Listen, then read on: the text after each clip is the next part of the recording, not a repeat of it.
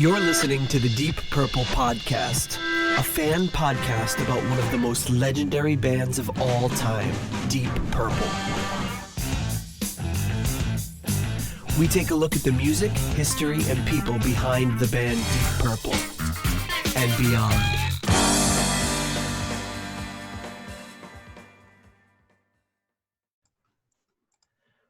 Welcome to the Deep Purple Podcast, episode number 8, In Rock. I'm your host, Nathan Beaudry. With me today, I have my good friend and co-host, John Matola. How you doing, John? Ready for In Rock. All right. If you want to keep up to date on the show, please subscribe in Apple Podcasts or your preferred podcatcher. You can also subscribe on YouTube or on Instagram, Twitter, and Facebook. Check out our website, deeppurplepodcast.com, for more information. If you like what you hear, please become a patron on Patreon, help support the show, and to help new people discover our podcast, you can give us a 5-star rating on Apple Podcasts and write us a nice little review about why you like the show. If you don't like the show, please don't write us a review. All right, so we got a lot of updates this week. We just underwent a lengthy marathon session trying to set up our new kind of audio system here for the show, which was quite a project. And I think we got everything up and running now. Yeah, hopefully it sounds kind of different. Yes, we'll see. We're going to have to do a lot of post-production work to kind of level some stuff out, but we won't get too much into the technical details because it's probably pretty boring. We figure we're getting into the most important Deep Purple album arguably ever, and the turning point for the show and where we're headed. So why not just change up the way we're doing everything, the way we're recording, the way we're doing our audio? I mean, what's the worst that could happen? It'll probably go off without a hitch, right? Right. That sounded extremely confident. Who knows? Who knows? It's anybody's guess. We got a ton of stuff this week going on. All sorts of information to share from many, many, many different sources. And first up, we've got this comment on YouTube. Commenting in our Shades of Deep Purple episode 3, Aiden Howgate saying the prelude Happiness, that song Happiness, is based on, and I'm going to try to pronounce this. It's pronounced on Sherazade by Rimsky-Korsakov. And how they credit themselves is beyond me. So implying that John Lord and the group stole or very heavily borrowed from this composer, apparently, for that episode. I don't have enough classical music knowledge to know one way or the other. What do you say? It's possible, but it's also possible that it sounds like it. I haven't heard it. It would be cool to hear it, but I listened to a little bit. It's like a 45-minute piece of music, so I was like, I don't know if I'm going to listen to this whole thing to try to figure it out. I think it's kind of like, maybe, I'm going to guess how some people listen to certain songs and they hear influences of it elsewhere. They're like, oh, that riff is, or that lick is borrowed from that or whatever. It could be like that, but I know as much about like hardcore classical music as you do, so I wouldn't know. Yeah, well, it is TBD on that one. We're not sure, but I believe Aiden. I'm sure he has a lot more experience than we do. So yeah, if he knows his stuff, then I believe him. This picture got posted, which I know you saw, right? Yeah. So this is a picture of Ritchie Blackmore sitting or kneeling on the floor with like a little satchel on, and behind him are what looks to be 2 Marshall stacks, like very short Marshall stacks that only come up to his shoulders while he's kneeling. And on top of one is like a coffee maker, and on top of the other is like a 5-pound bag of sugar and maybe some coffee filters. And upon further inspection, they are actually 2 mini fridges that are made to look like Marshall stacks. Pretty cool. So and all of these pictures of Ritchie, he always just looks like serious, or like somebody put him in the photo against his will, or like he doesn't know what's going on. So I just thought it was a hilarious probably all true. All of it. It could very well be. So I posted this picture, and Candace Knight, Ritchie's band mate and wife, replied, and because I said I can't stop thinking about this picture of Ritchie Blackmore kneeling in front of his custom Marshall mini fridges. And she replied and said, they're not his. They were at the studio we rehearsed at. So thought that was pretty cool. But I asked if he would be buying some of them for the home, but she didn't respond. But she's always posting these videos of or pictures of him that are hilarious. There was another one of him like playing the guitar with like a weasel puppet on his hand or something. Did you see that one? Yes. But he has like a perfectly, because if you've ever seen interviews with him, he's just completely straight faced. He delivers these really like biting insults and like really funny things, but he never cracks a smile. And he just kind of has this normal look in his face, like he's playing. It looks like he's playing the solo for Mistreated at California Jam, but he's happens to have like a raccoon or a weasel puppet or something on his hand. It's just how Ritchie does it. This guy Chris Child posted all of this really great information. This media information packet from Warner Brothers about Deep Purple during the Tommy Bolin era. So I got some screen grabs of some of these letters that are written, talking. It's just kind of like a little press package from like the mid 70s about Deep Purple, the history of Deep Purple, and then a band breakdown. So it starts off as John Lord on keyboards, along with Ritchie Blackmore. John Lord was the major force behind the formation of Deep Purple. Then it goes into Ian Pace. 5 weeks after John and Ritchie decided to form Deep Purple, Ritchie contacted a drummer who had impressed him. Glenn Hughes learned to play the guitar in his native Pinkridge, 20 miles north of Birmingham. So each member just goes through the list of all of them. It's kind of cool. So this is something I guess they would hand out to club, I don't know, venues or whoever they were performing for or whatever it was. But it's a very interesting little piece of history here. He also posted this picture of a 15 CD box set called Tommy Bolin Fever, which I've looked everywhere for. It just looks incredible. I can find some posts where they kind of break down the track listing on it. I could find a couple of eBay auctions for like individual, volume 11 or volume 8 or whatever, but I couldn't find the whole thing. But I would, if anyone is like a supporter of the show and would like to send me this, please let me know. I will get you an address. Yeah, well, you get 15 CDs. You got to have Tommy Bolin Fever for that many. Oh yeah, I would be very pleased to have that in my collection. So they posted some pictures from Ritchie's recent Rainbow shows as well. Oops, I don't know where that one came from. That's just a picture of Ritchie playing with Rainbow.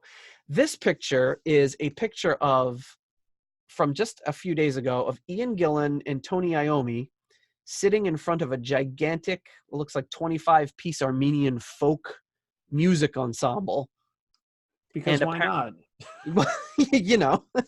It's of course. Oops. This was something they had done. They had been invited by the president of Armenia.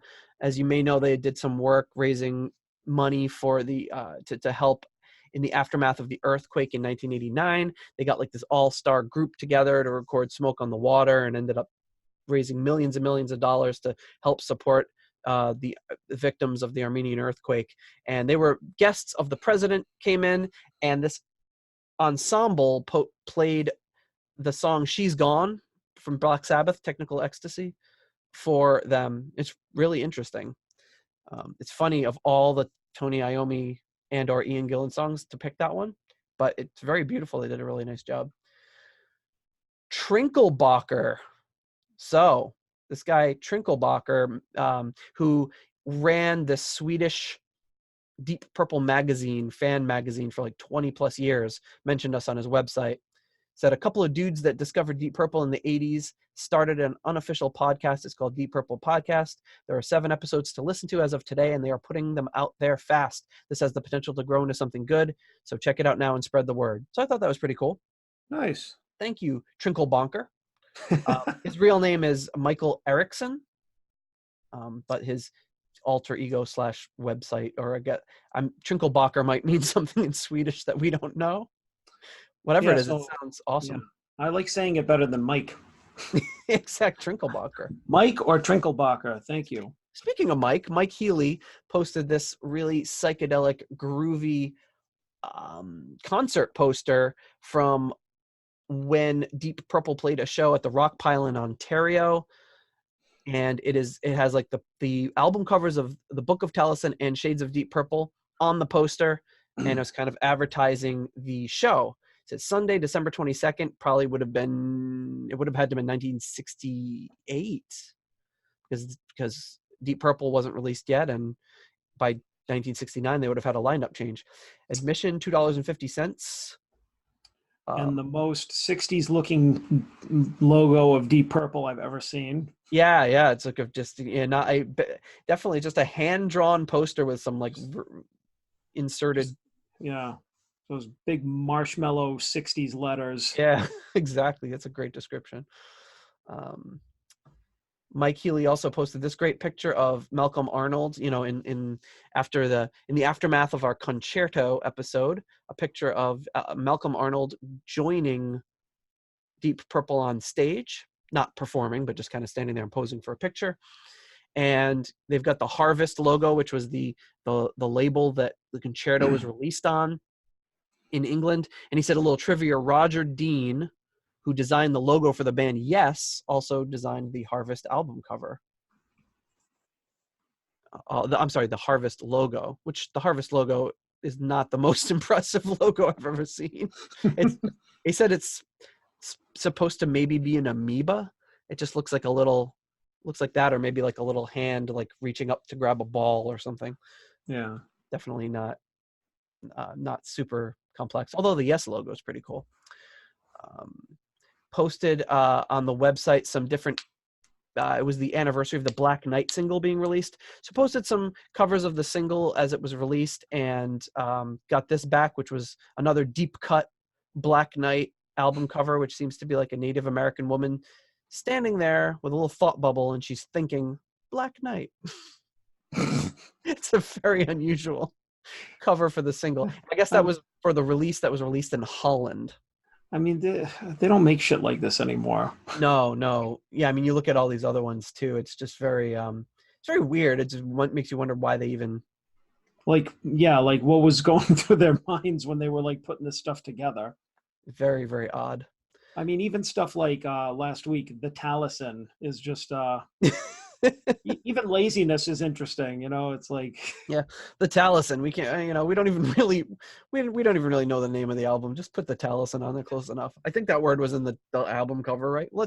Should we fact check it? Nah. Then also we've got. I posted this picture. It was a picture of Ritchie playing bass, which kind of surprised me, and I was like, and so I posted on Twitter. I was like, is this photoshopped?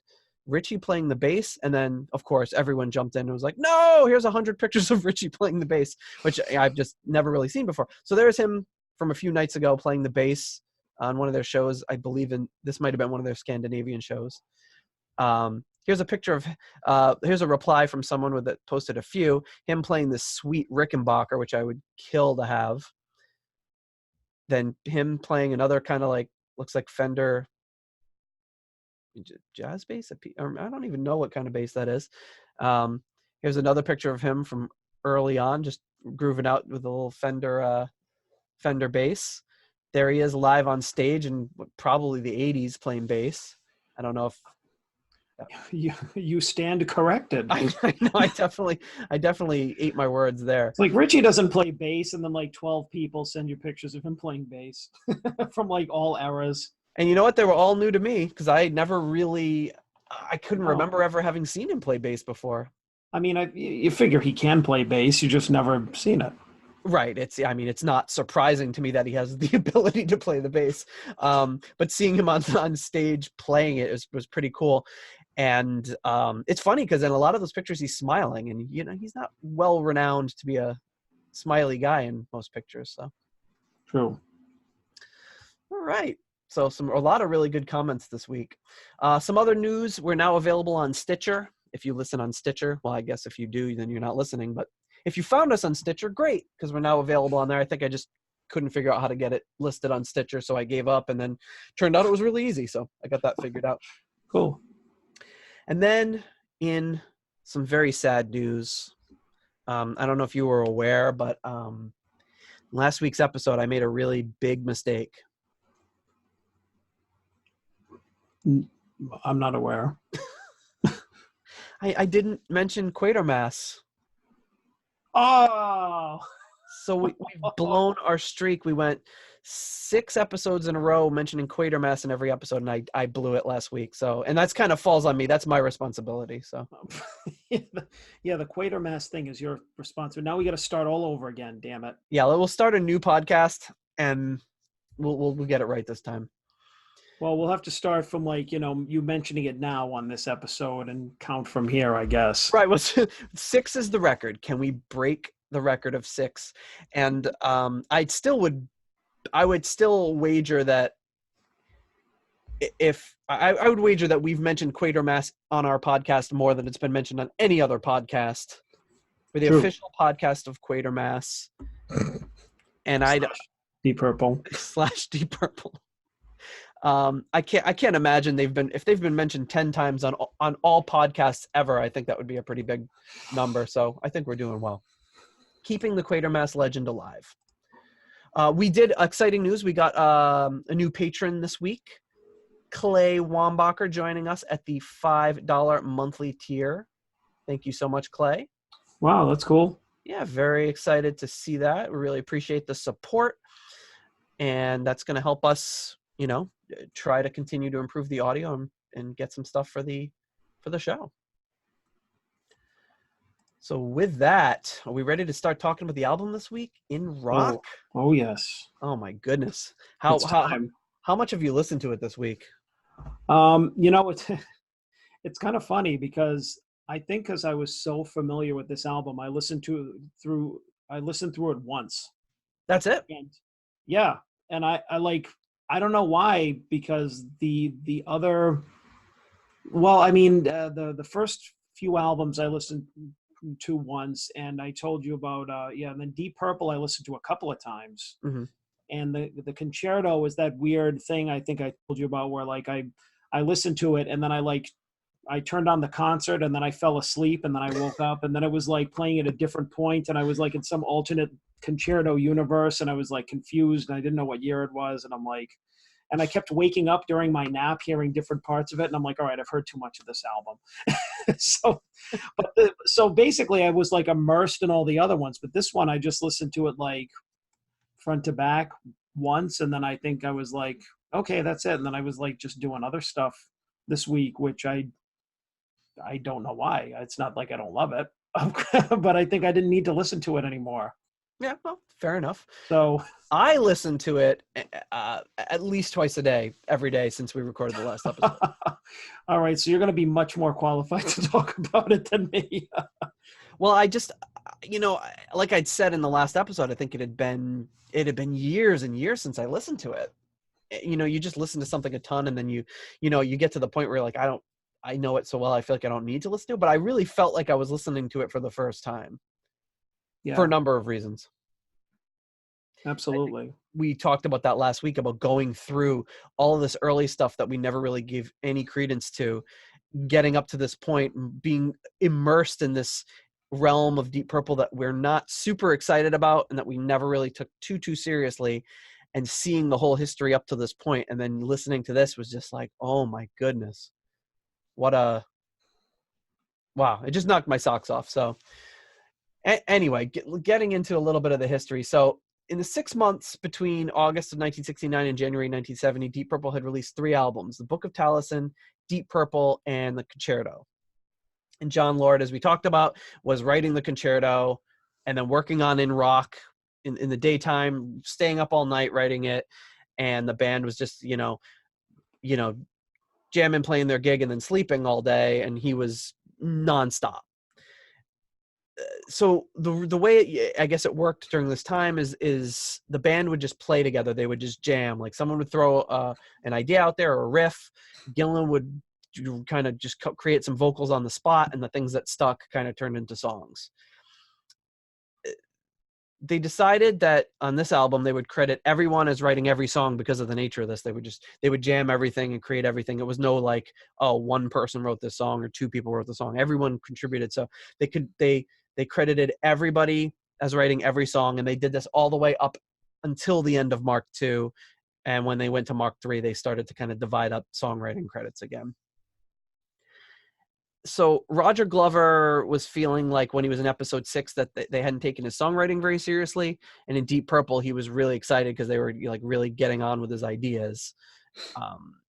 So a few quotes about the creation from all the individual members of Deep Purple. Roger Glover, in an Ultimate Guitar interview, said, "We didn't write, we played," meaning they just played music. It wasn't like a sit down write process. They just jammed and came up with things. Ritchie, in an interview in Disc, said, "My main failing is composing. I can come up with riffs. I'm good at improvising, but I'm not very good at putting a song together."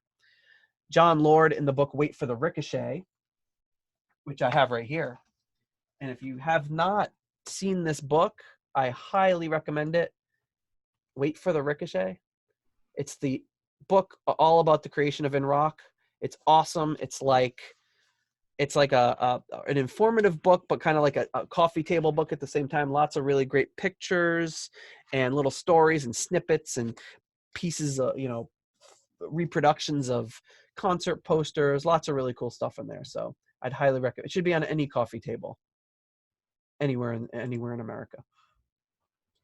So John Lord says 80% of the songs on our album came from somebody else with an idea, with jamming it. Ritchie was full of ideas. Ian Pace in this book is quoted as saying, he's very humble. Pace says, "I contribute nothing lyrically or melodically. I just suggest rhythms and arrangements, and in any type of music, the arrangement is important. It's always a 5-way thing for us." And then Gillan, in an interview in January of 1970, before the album even come out, said, "Since those albums were released, talking about the Mark I albums, the group's changed. Our music now is much harder. Our next album it will be purely a group sound." And I think that definitely comes through. So that's just a little quick history of the lead up. And again, some of these history pieces are kind of short because they're just continuing to make albums at a blistering pace up until this point. Mm-hmm. So a little bit of the album art. What's your feeling? I'm going to throw up the album cover here. What's your feeling on the album cover for In Rock? I mean, I always liked it. I think it's classic. I mean, it's just like that there's something about the blue and gray with like the black writing and everything. I mean, it's really cool. I never really gave it much thought about how it's like Mount Rushmore. Yeah. It just always kind of made sense, and it's kind of like it's saying Deep Purple in rock, as in like literally it's them in rock, carved in rocks or in rock, but it's also like they're like the forefathers of rock. Yeah. Oh yeah. Yeah. I hadn't really thought of it like that. Yeah. And like I said, the contrast between that kind of like, powder blue background and like the slate gray and everything, it just always kind of made sense, like understated, but powerful. Definitely classic rock album cover. I feel like the first few album covers are really bland by comparison. We talked about Book of Taliesin being very interesting because it was that kind of unique line drawing. Shades of Deep Purple is boring. It's just a picture of them, a photograph of them on a purple background that cost $500,000, as we have talked about. Book of Taliesin, they paid some guy a few $100s to draw, and it looks really cool. They totally screwed up the Deep Purple album cover. They forgot to put color in it, so it's just this kind of black and white cover, just kind of boring. Concerto is interesting because it's kind of playing up the the classical album cover of the day, which would just be like a group of like a picture of the orchestra in a venue. And so they kind of played that up with like just a big empty Albert Hall and the 5 of them sitting there and off in the distance, which is a cool album cover, I thought. But this one is like the first one that's like seems to be really well thought out. Yeah. And kind of colorful. It's a really nice, but some interesting stuff about the album cover.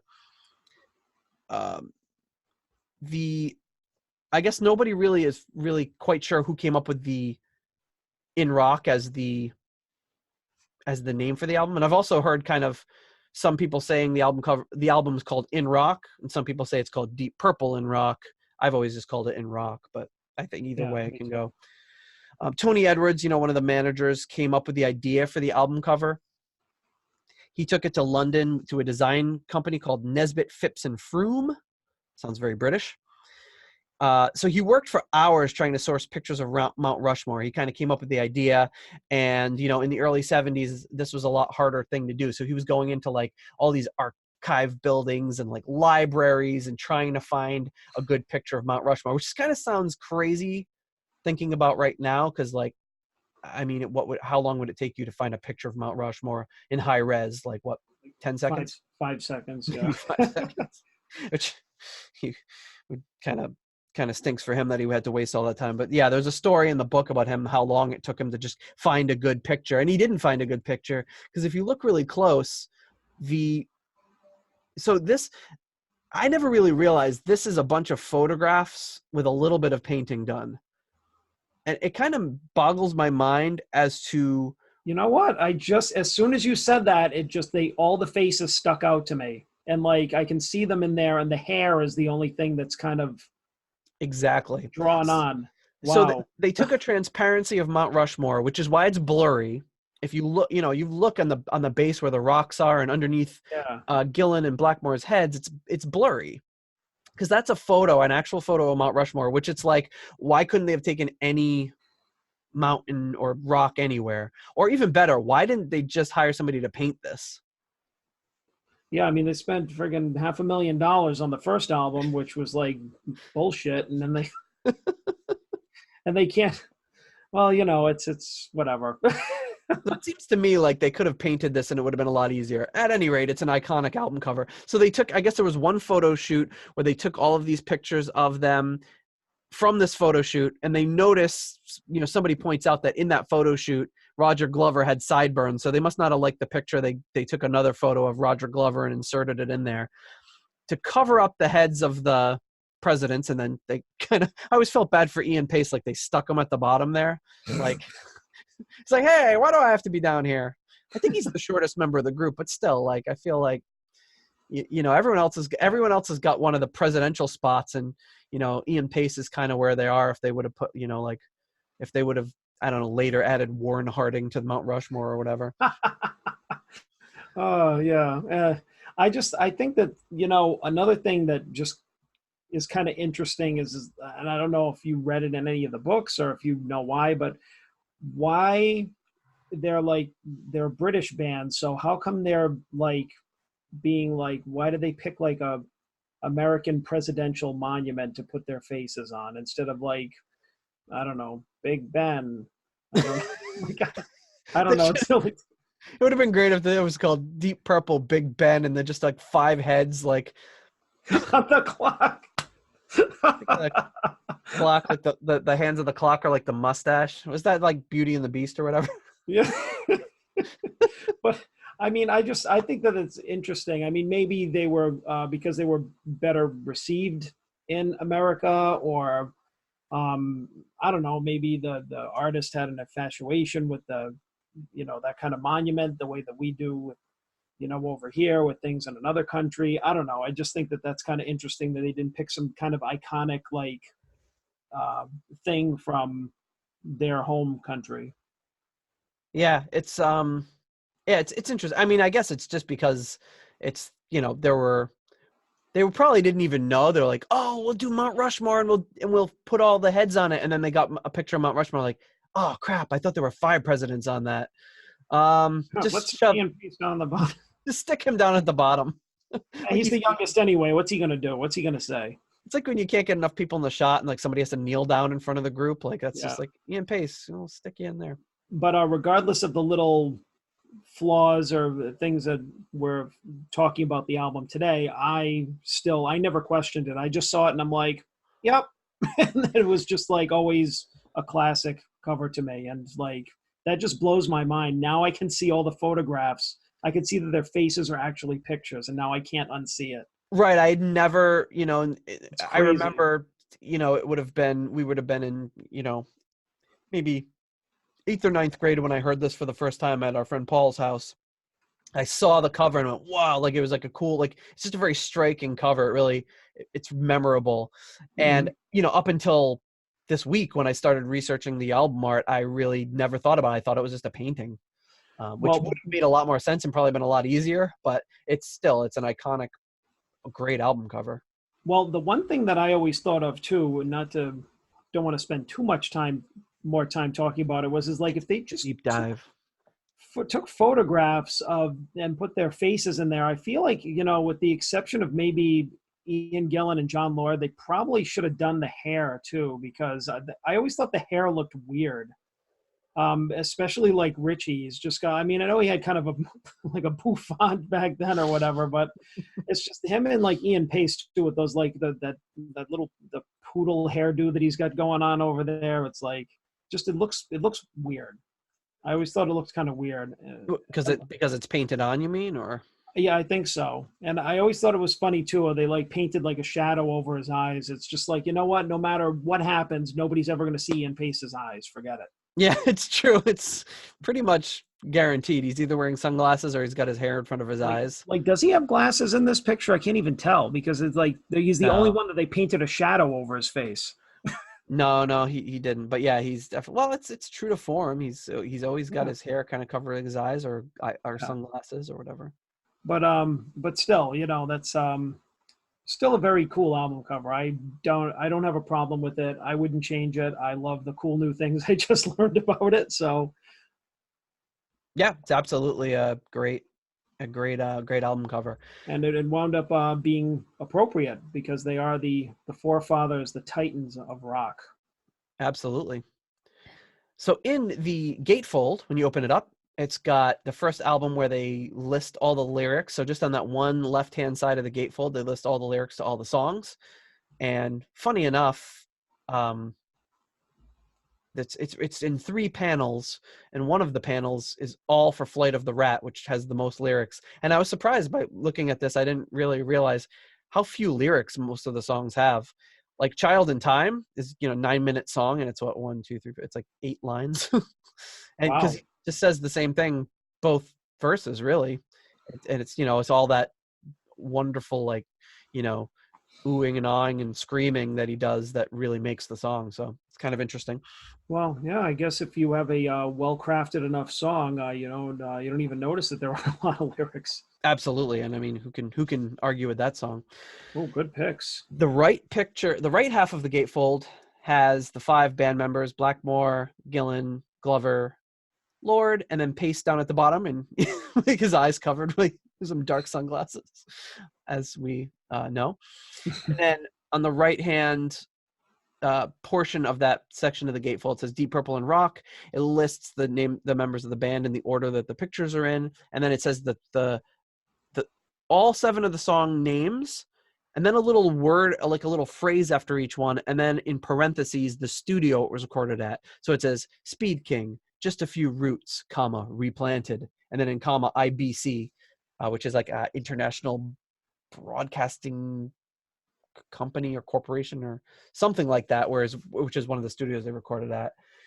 And then there's Abbey Road for Bloodsucker, and Bloodsucker, a particularly nasty sort of fellow. There are lots of us. It's weird that they kind of did this on all the songs. This is kind of almost like a holdover from Mark 1, like just kind of like a weird little cheesy liner note sort of thing that they did.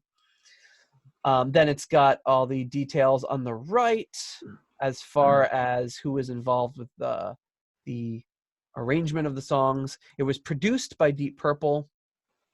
They take production credit for this, and that's it for the album art. But definitely some really good iconic stuff. Like that the pictures of Ian Gillan and John Lord especially, they're just looking at the camera like, the hell are you looking at? Like yeah, like they were discovering that you have to you have to brood a lot when you're we're discovering what we're inventing heavy metal, so we're gonna be all dark. But yeah, definitely cool looking inside of the album. I I like all of it. I like the fact they put the lyrics in there, and the pictures were cool, and the little descriptions. Where instead of that, that big, like in the first couple of albums where they had the story of the albums, and you're just like, like what a bunch of horse pocky this is. This is kind of cool though, because they just have a little like kind of one line thing. It's just very abbreviated, very simple, which I think is kind of cool as well. Right. Instead of like, Deep Purple in Rock, the band takes you on a journey of sights and sounds. No. Feel at the marvel of child in time, and they could go on. They could paint a bunch of crap like they did in the last few albums, but they just kind of have a short little quip, and it kind of take it or leave it. But I think it's very non-flower power type stuff, like the previous albums, because they were going in a whole different direction anyway. So, yeah, it's great stuff. So yeah, as we mentioned, it was recorded at 3 different studios, IBC, Delane Lee. I've read that like 1,000 times over the past few weeks. I don't know that was the studio that they first recorded everything in, right? I believe so. Yeah, I believe they recorded a lot of their stuff there, and it's the first one where they recorded something at Abbey Road, which is pretty cool because that's like kind of the studio. The place, it still is 50 years later, and they recorded Bloodsucker there, which we'll get into later. So I guess the actual recording time only took a few weeks. They only recorded for a few weeks, but it was like kind of sporadic. They were jumping around. They playing a lot of gigs, refining the songs. Then they'd jump in the studio, record for a little bit, and then go kind of get back at it. The IBC studio sessions, the first time they worked with Martin the Wasp Birch. The Wasp. That's my favorite. That's my favorite nickname of his. Yeah, do you know why he's called that? There's got to be I have no idea. When he was doing you know what? I've never read up on it, but he was like, there'd be like other crazy ones. Like when he was like doing the Whitesnake albums later, he'd always have a different nickname in all of them. Really? He'd be like, like Martin Sir Kensington Birch or some shit like that. It'd just be like something weird, like each one, like, Martin, passes out and parties Birch, like. I looked really quick at his like Wikipedia page earlier today, and I think his like the picture they chose for his Wikipedia page is like him in like in a suit of armor. Like just his head and like the little visor is like popped open. Oh my goodness. But he worked on engineering and production for all the Deep Purple albums, I believe from this one until they broke up in 76. So he kind of like worked with the band that entire time. And then he also worked with he did like a bunch of Iron Maiden albums, right? I think he did a bunch of Iron Maiden and some other groups. Like he worked with a lot of different groups. Whitesnake, of course. He did like everything for Whitesnake up until the Whitesnake album. So he did all of their like. Yeah, I'm trying to see if because he did Trouble, Love Hunter. You know what? It's not in the Wikipedia page. It's not showing his different nicknames. So I think I would actually have to look at the albums to see what they were called. They used to call him Martin Birch on these. Come and Get It. He'd done all of Whitesnake's albums so far from the first one to Slide It In. Slip It In, as you called it. Wow, and then all the way up till the 87 album. The 87 album was Mike Stone and Keith Olsen who did that one. But everything prior to that was Martin the Wasp. Pre-glam Whitesnake. He did everything. Martin the Wasp. Yes. It's a pretty impressive resume. Yeah, I would say, they must have liked him a lot. And I know he did a ton of Iron Maiden too. So, I mean, guy obviously knows what he's doing. But he would be known kind of as the 6th member of the band for his kind of production. So yeah, during this, they had a really intense gig schedule, as I said, during this whole production. And they were just trying to raise money because the band you got to figure this band was pretty much broke when Gillan and Glover joined. They were just, they were in this label that imploded and they needed to raise money. So they were just gigging a ton. So if I could just kind of veer off a little bit. So I've looked up Martin Birch nicknames. I knew it had to be here somewhere. Great. Lay it on me. Lay it on me. So Birch appears in album/single credits with various band bestowed nicknames sandwiched between his first and last name, such as Black Knight, Sir Larry. I remember that one. That's the one you're thinking. Basher, Big Ears, Court Jester, Doc, the Farmer, the Wasp, Headmaster. I always think of him as the Wasp. Like I don't know why that one sticks. Mummy's Curse. That's got to be an Iron Maiden nickname. Plan B, Pool Bully, the Bishop, The Bishop. the Juggler, the Ninja, and two of this writer's favorites, Martin, Phantom of the Jolly Cricketers, Birch. Phantom of the Jolly Cricketers? As he's credited on the Iron Maiden single Run to the Hills / Phantom of the Opera. And Martin, Disappearing Armchair Birch. Whatever the hell that's all about. And those are two Iron Maiden nicknames. The Mummy one has to be Iron Maiden too. Note, this is not a complete list. So, yeah, a bunch of those I've never heard before, but definitely the Wasp was probably the one that I remember the most as well. That's great. But I couldn't talk about Martin Birch without like that. We couldn't let that pass by without discussing some of his crazy ass nicknames. No, I appreciate that, and I'm glad you did that homework because that's great stuff. All right, so with that, we're at the album, the beginning, Speed King. So Yes. this album starts with Speed King. Now, did you listen to the 25th anniversary version? No, I mean I've definitely heard it before. I did the one that I listened to was just in keeping with what we were originally doing, just the classic like front to back, like unadorned. Right. You know. Now, did it have an intro, like the intro, or did it go right into the song? It started right up. Although I do know what you're talking about, and I do like the keyboard intro a lot better than, or the band intro better than them just starting right up with it.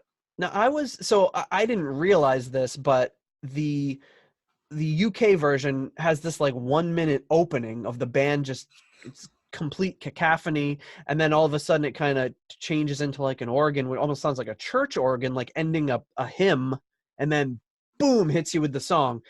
So when I talked last week, I was like, man, I haven't listened to In Rock in so long. I feel like it's going to be listening to it the first time.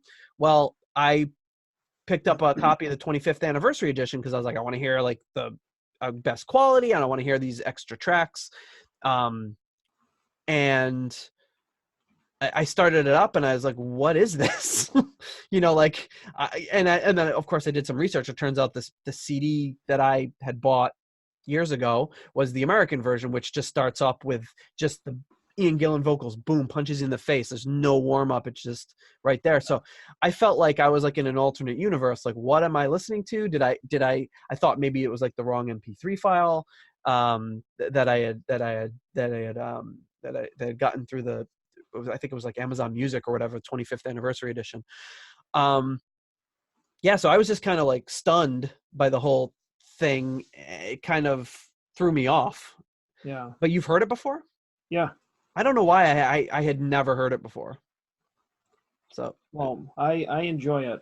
I enjoyed it too, and it kind of mirrors that the videos like you see of them performing it live, where they just kind of, you know, like you talk about Ritchie's like rubbing the guitar on his butt and every other thing, and you know, like doing that thing where he like puts it behind his back and he's going like this, and then they just kick right into the song. And it's really kind of cool. But it's weird every time I start it up now. It's just weird hearing it because I'd never heard it before. So with that, let me kick into Speed King here. You hear that audio, right? Yeah. So yeah, there he is. Just Yeah, this is.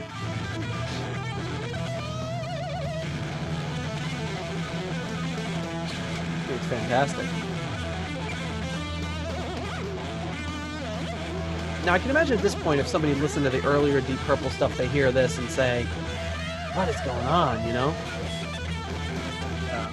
And I feel like when the organ kicks in, like, they're probably thinking, oh, no, they're going to go into, like, a 12-minute, like, orchestral like April style intro, like right here.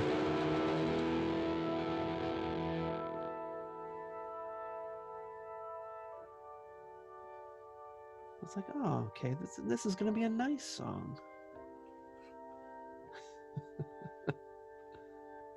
Yeah, this is really good. But it's he does the little Speed King thing there.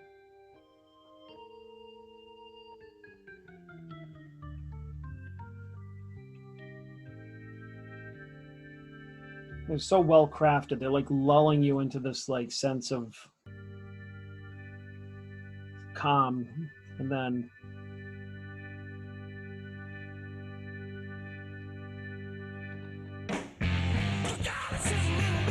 so this is where my experience began with the album when I heard it for the first time. This is not Rod Evans. No, it's hardly Ian Gillan. Like, Rod who?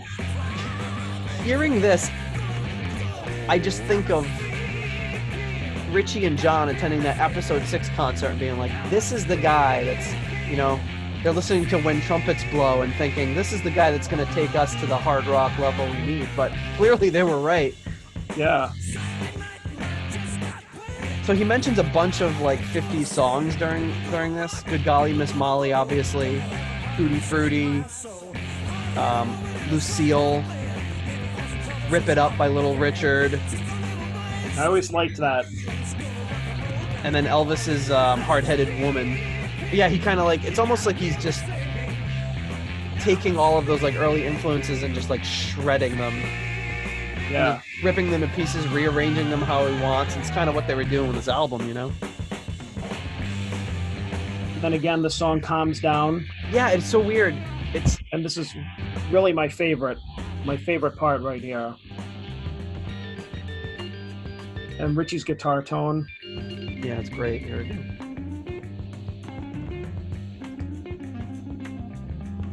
Most bands are gonna kick it up during the solos, but they just hit you with this absolute assault in the first verse, and then they go into these kind of mellow solos. Oh, but it fits in so well. This is just so great. Fantastic. Like, perfect.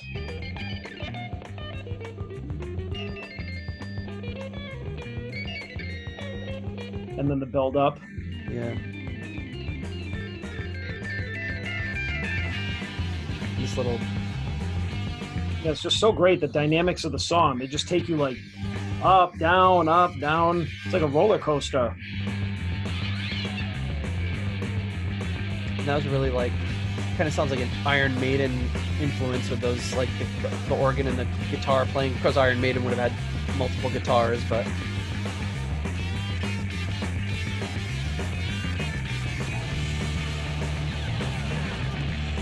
So I guess a lot of people thought this song was about drugs, about speed being the drug. And John Lord was quick to say it is not about that. It was about how fast... my mind. This, oh yeah.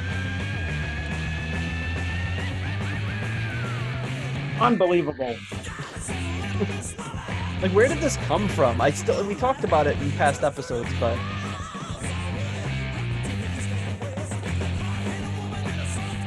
It's just, you know, listening to everything up until this point and then hearing this, even though I've heard it a million times, it's mind-boggling that this is the logical conclusion of the previous 4 albums.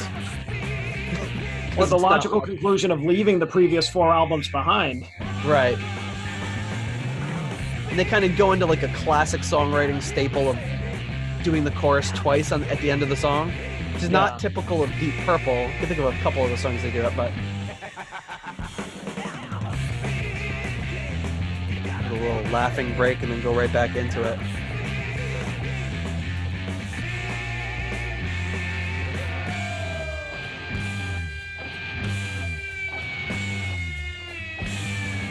And kind of chaos at the end here.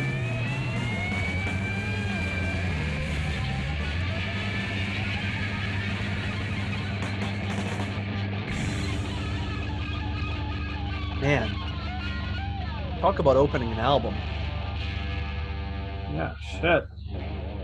You play that one driving down the road 80 miles an hour with the windows down, cranked all the way up. Yeah, I mean, yeah, I was listening to this a lot in the car this week, and it was just great.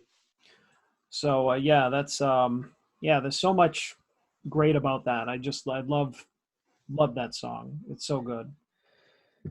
So, I love the sound too. I love um, the production on it, which I know might sound like a weird thing to say, but I just think it's fitting because it does sound kind of like, really kind of like creaky and overdriven and, maybe even a little dated, but I think it makes it sound great. Heavier. on the album, I feel like Ian Gillan's vocals seem low in the mix. Mm-hmm. Lower than you'd expect vocals to normally be, usually being like the centerpiece of this kind of music. But it's kind of, I mean, I think it works. I don't think it's bad. I just think we're used to hearing the vocals a little higher in the mix. Yeah. But it's great. So as I said, there was rumor that this was about drugs, but John Lord insisting it's not, saying, because they weren't, at this point, they weren't really a drug band until like Hughes and Coverdale joined and Tommy Bolin. Although, like they were a hard drinking band, but they weren't really like a hard drug band, I'm sure Right. they might have smoked pot or whatever, but like they weren't, they didn't have a reputation anyway of being a drug band until, the Hughes and Coverdale and Bolin era where they were, dangerously into the hard drugs. So in an interview in Modern Keyboard in January 1989, John Lord said, "Speed King is speed metal, no question about it." So claiming that it's kind of early speed metal. I don't know if that term existed in 1970, but by 1989 it sure did, and he's claiming that. I guess this would be what they opened most songs or most shows with. In their early, like in this early period, until they wrote Highway Star, and that kind of took the place of Speed King, which is, so it's kind of like to me it's very similar kind of song. Mm-hmm. And Speed King would be kind of like an encore. And then John Lord said, in that book, Wait for the Ricochet, he mentions that the beginning part is kind of what they would do on stage before they started playing, because they didn't have a lot of time for sound checks. So they would all just kind of bang on things and let the sound person get their levels. And then boom, they just go right into the song and hope that the sound man get the levels right. That makes sense. Well, it's a good snapshot in time of like what they were all about. Right now, they probably, they probably have a drum tech on stage hitting the kick drum for 25 minutes when before the stadium fills up to get the sound levels. Yeah, to me it's like the song's like kind of just like shedding the Mark I legacy, just getting rid of it and starting new. Absolutely.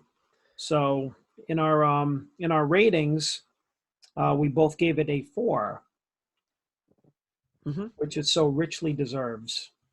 Absolutely. 4 out of 5.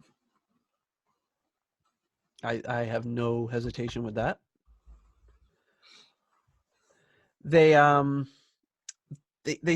Roger Glover said the song kind of sounds a little bit like I'm a Man by the Spencer Davis Group. You know that song? I don't know that. I don't know that man. Spencer Davis. I don't. You do. If you heard it, you'd know it. I probably do, but I don't offhand. Yeah. If you heard the song, you'd know it, and I can kind of see it. It's also kind of marbled on that start and stop, like Jimi Hendrix's Fire, like the chorus, do do do do do do do, boom boom boom. But it's got a similar kind of, that goes that chromatic run back up to the. Okay. Yeah. And so the song was originally called Kneel and Pray, which is about, Mm-hmm. not about praying. Mm-hmm. Okay. And then it was called Ricochet before they changed it to Speed King. And they actually, I think they did this song a few times live. They did it on August 11th, 1969. So before even the concerto, calling it Ricochet. And this was like in a recording. They recorded it again in late August, calling it Kneel and Pray, this time in a BBC section. And then there was a version from a show in Montreux in October that they did this as well. And then the last live version they did before the album was on a TV show in Holland in January of 1970. Didn't air until July. And this is the last version where we see Ian, John, and Roger all harmonize on the See Me Fly part. And you can hear that in the anniversary edition when they have an alternate version of the song where they all harmonize, and it really changes the feeling of the song. I've read some things calling it stupid and like cheesy, but I kind of like it. I like the way that it sounds. And then a couple other little tidbits is the title of the song was changed after Roger Glover saw a chain of laundromats called Speed Queen, and he just changed the gender. And apparently that company is still around today, and it's the largest laundromat company in the world. Speed. Wow. It's interesting stuff. So that's Speed King. So four out of 4. On the Lynyrd Skynyrd podcast, he rates things in Skynyrds. He's like, I give that 4.8 Skynyrds. So I feel like we should come up with an analog for Deep Purple. Four wasps, 4 birches. Well, it's 4 out of 5 for us because you decided that it was going to be 5. Yes, 4 out of 5. Right, so 4 out of 5. I don't know what the unit of before what stars. I don't know. I feel like there's something funny we could do with Ritchie, but I can't. I can't think of it. 4 pilgrim hats. Yes, 4 pilgrim hats. That's it. You found it. 4 pilgrim hats. 4 out of 5 pilgrim hats. Out of 5 maximum. Yeah, it's a great song. Right. No denying it. So the next song is a track called Bloodsucker. And this one just, man, I just can't get enough of this one. So let's fire up Bloodsucker.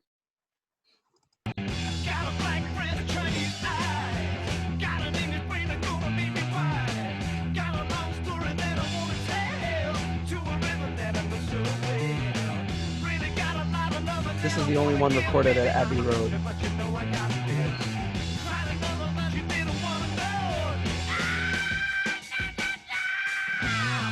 This one has the biggest mark on me of listening to it for the first time at Paul's house. Yeah. That no, no, no part.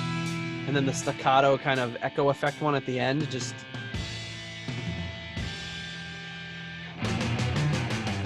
I mentioned to you earlier that I feel like this song sounds like Megadeth got a lot of influence from it. Okay, I can hear it now. I'm hearing the song Lucretia. Which one?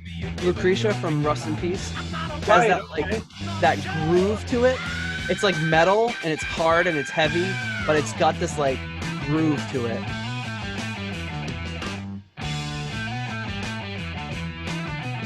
But then here, I feel like it goes into it.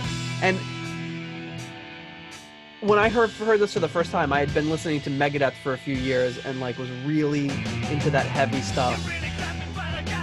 And then I heard this and thought, holy crap, this came out 20 years ago.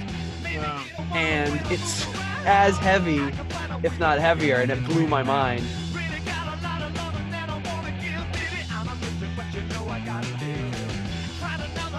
Nice groove in the background by Ian Pace. It's fantastic. This little like... Yeah, and just nice like Ritchie and like Roger just like grooving together. Now this part reminds me of, when they go into this next part, reminds me of the Megadeth song Hangar 18. Because they do this little instrumental part all together as a band and then go into a solo. Starts with Ritchie. Never thought of that. Ritchie plays for a little while, then they go back into the instrumental part, like all together, and then they give John Lord his shot.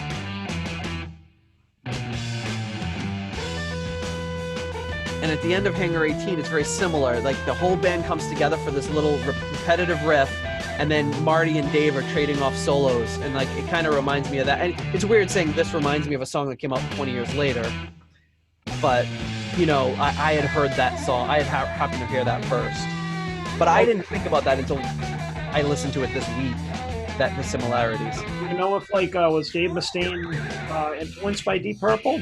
I never knew him to talk too much about it. I know Metallica was hugely influenced by Deep Purple, and I would assume that Dave Mustaine would have been. The only band I ever remember him saying he was hugely influenced by was Budgie. He talks a lot about Budgie.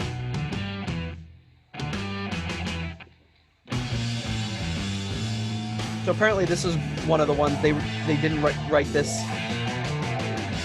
Here we go, this part.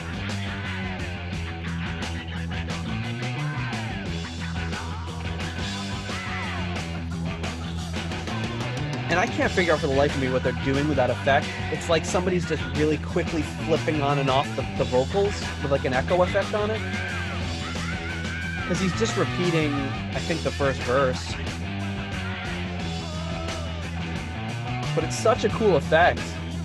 Yeah. At one point I thought, was it on a Leslie speaker and they were recording it through the speaker?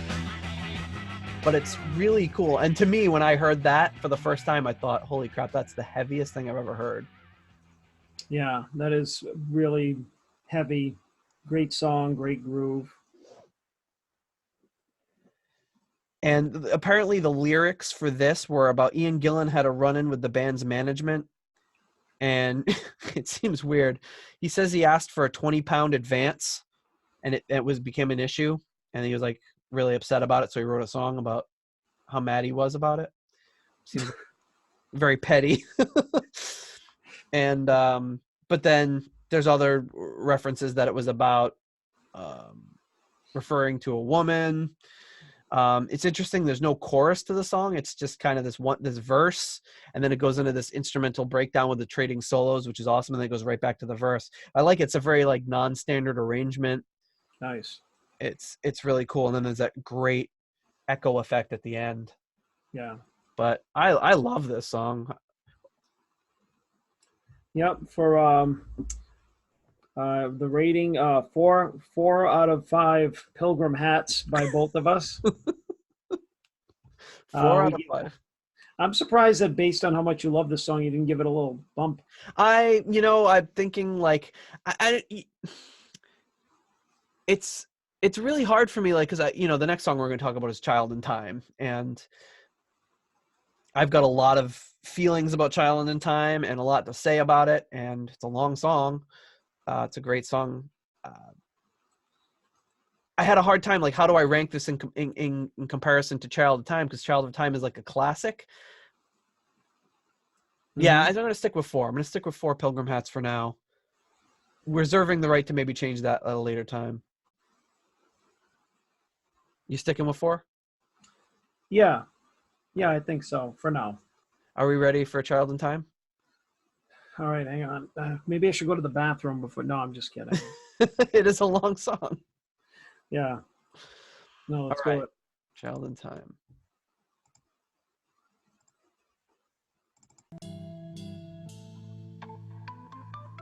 So I want to say I heard this song for the first time on that Denmark performance. Mm-hmm. It doesn't seem to make sense with the timeline, but maybe it's the most memorable is seeing them perform this live. And I think I had a preconceived notion that the version on the album was not as intense or not as theatrical, say, as the live versions. But listening to it again, I think I was completely wrong.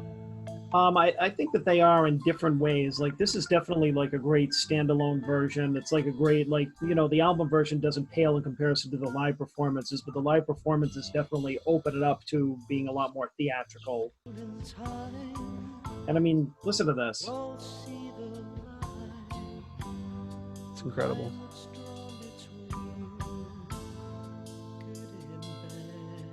And I always sing along with it too, whenever it comes on. It's hard not to.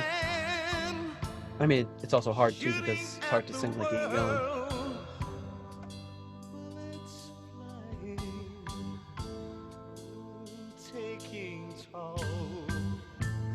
I hate to be that guy. It's like, oh, you gotta hear the live version. They're better live. But it is a song that lends itself very well to being played live. And sometimes they play it live, it'd be 12, 15, 20 minutes long. Yeah. There's a lot of room for adding extra elements into it and extending guitar solos and things like that.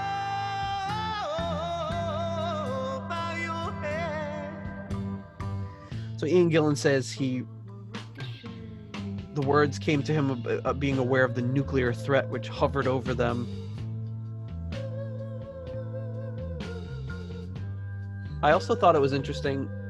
Ian Gillan said it's child in time, like child, comma, in time, comma, you'll see the line. So it's not really child in time. They remove the comma for the title of the song. So people kind of interpreted it. It's not like I'm a child in time. So, this is another just great, like, they've already done this on the album, is that they're going, like, they're building the intensity of the song. On the other ones, it was kind of like a roller coaster ride. Speed King, Bloodsucker was like straight ahead metal, and this one is just slowly building up and up and up. And you've got to think this would have closed out the side of the album, and what a closer, It's like, this is like the Deep Purple equivalent of Stairway to Heaven or Hotel California or whatever. It's like it's that kind of song for the group where it's absolutely a very earnest and emotional and intense song. And I mean, really, who else would have, like, where else have you ever heard like a chorus or whatever, like, go on that long with Ian just building and going higher and higher, singing higher and higher? Yeah, I remember the first time I saw at least that Denmark concert thinking, like, he does the second part and you're like, and then he goes up to that third octave after that and you're like, holy crap, I thought he was done at the second one. And then even this is just like this beautiful overdriven solo, like just enough, not too much. No, it's greatly placed. And this, this would not have, if they tried to do this on the Book of Taliesin, those guitars would have been a little rough. Yikes. And it's interesting, like, this is the midpoint of the song here. We're like 4 minutes in, and they take this guitar solo out, obviously build up to crescendo, and then they stop and they basically do that whole second part over again. Ian Gillan said that I guess somebody there was a Melody Maker magazine, and this woman wrote into it and says, how does Ian Gillan produce the very effective screaming effect in Child in Time from the LP Deep Purple and Rock? And Ian responded, very Ian Gillan response, thanks for the compliment, but I haven't the faintest idea how I manage it. Although lots of people regard it as incredible and ask me how it's done, it's simply a vocal effect and I do it every night on stage, considerably endangering my health. I've never had any special training, but I think it helps that I wear tight trousers. Very Ian Gillan.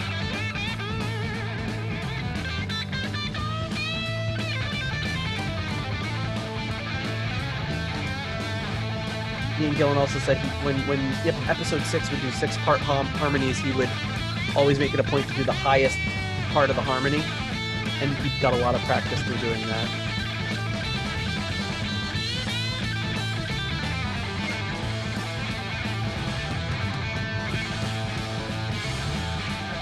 Kind of sounds like one of the extended concerto solos, and this part is great.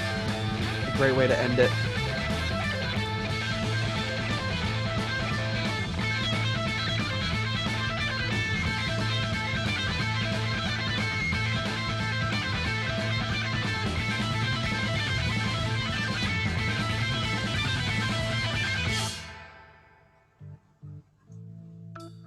Ah, so good. Great. See, and I think that where they came from before also helped them write like this, even though they weren't writing.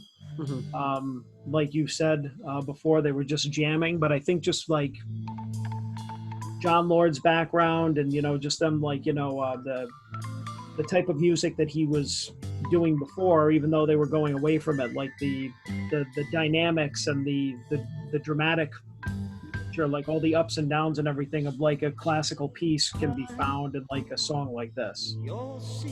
Absolutely. And it's a very simple piece. It's like, Yeah. apart from the guitar solo, I could play the guitar solo portion. I could play every instrument in the song except for the vocals. Well, probably the verses, but definitely not the chorus. No, I think I might struggle with that one. I might be able to hit the notes, but it wouldn't be pretty. That sound like Ian Gillan. Well, if I came over and I kicked you in the trousers and made you be able to... Right in the trousers. So in an interview in Guitar World in December 1996, Ritchie lavished some unusual praise on Ian Gillan. He said, "Child in Time is a great song. Ian Gillan was probably the only guy who could sing that. It was done in 3 stages, sort of like an operatic thing. That's him at his best. Nobody else would have attempted going up in octaves." Oh, yeah. Very nice that Ritchie praised his... And true, too. Absolutely. And then I also read that Ritchie used the Gibson on this song. Really? Yeah. I mean, I know live. I don't think he did live, at least not in later. But No. But I mean, you gotta like this. Just is really, this is just great, like biting, like guitar tone. oh, it's fantastic. Like that and the production both like really, I think, just made it.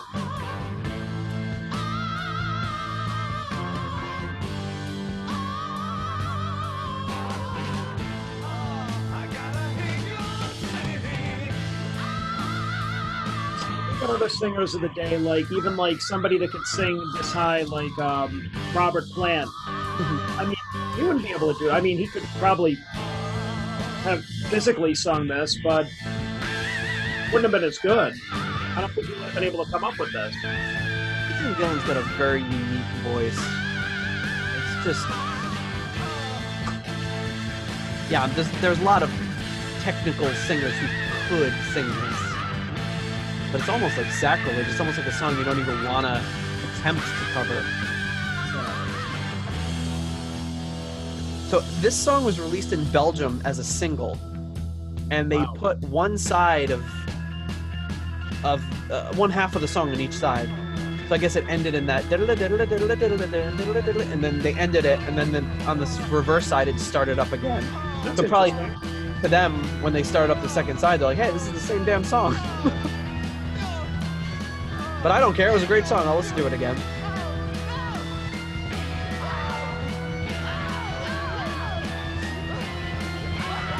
So listen to this ending here.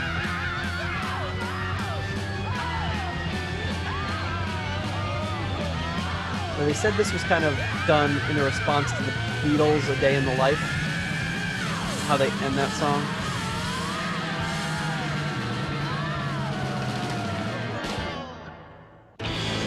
And then they end it with that one note, too.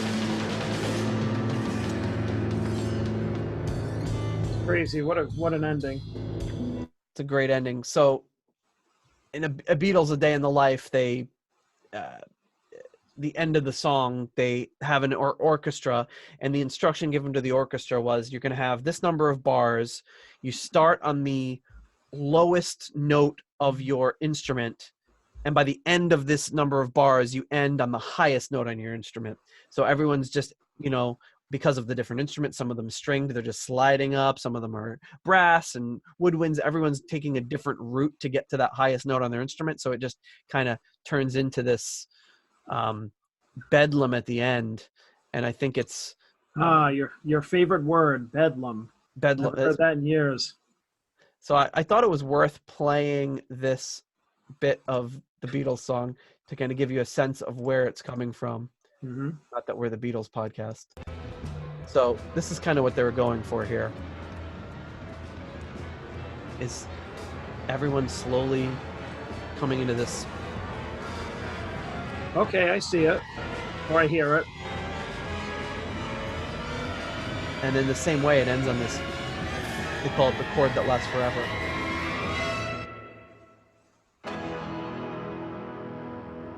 So that was kind of the inspiration behind Well, really interesting how bands kind of like inspired or copied each other back then, and kind of cool.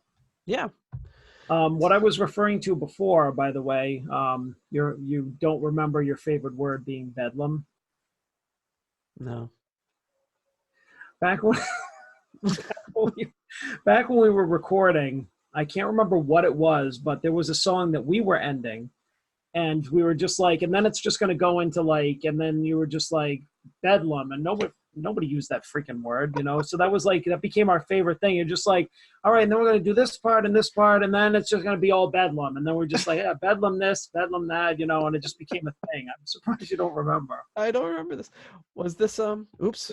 Think about it for a little bit and you'll probably remember. Was this with Tricky Dick? Maybe.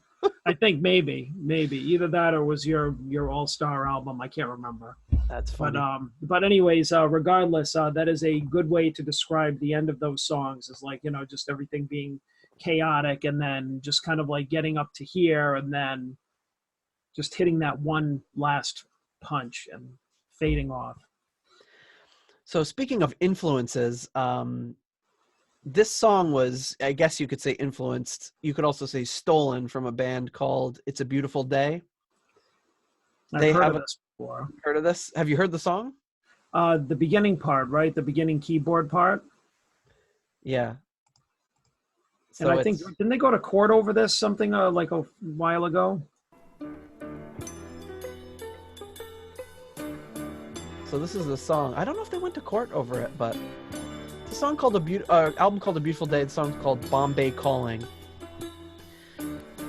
And apparently they would jam this around as early as 1968 when Nick Simper mentioned that they had kind of bounced this idea around a ton of times because they liked it.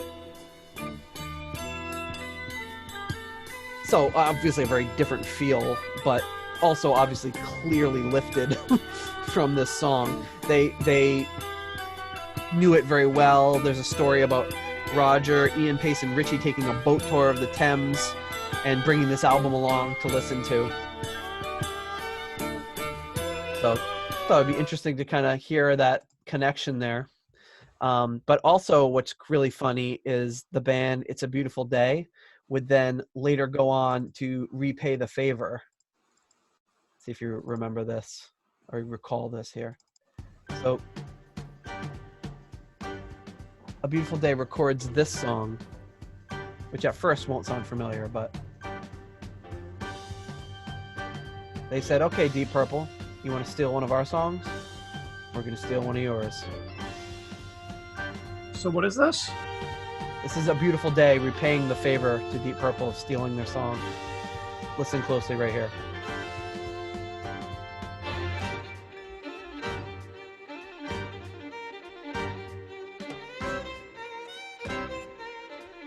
Okay, yep.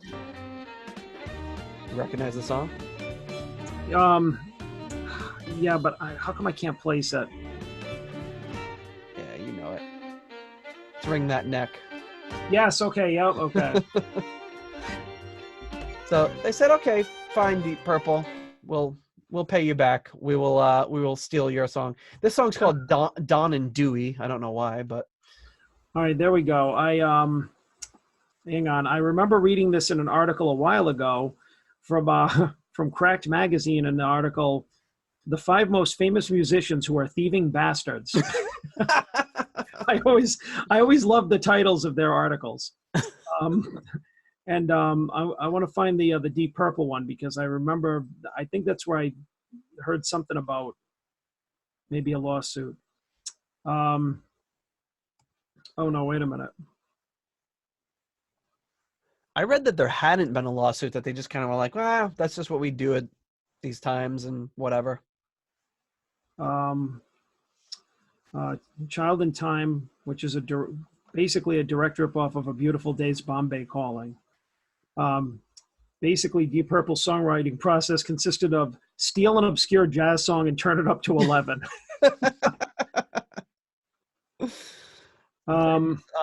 Apparently another guy, a jazz saxophonist named Vince Wallace, claims he wrote the song and taught it to A Beautiful Day.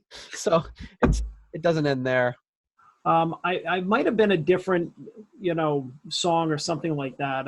But I just remember, maybe this is a different instance, but something about years later in an instance like this where, a musician from the 60s, whatever, an album, somebody ripped off or took a piece of it. It might have even been like Led Zeppelin.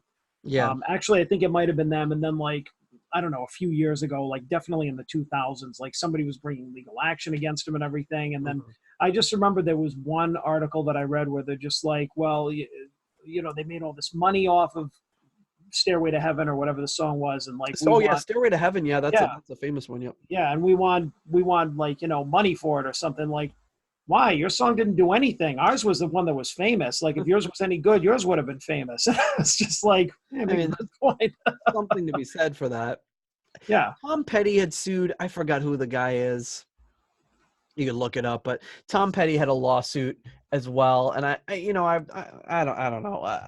To me, I thought it was really lame.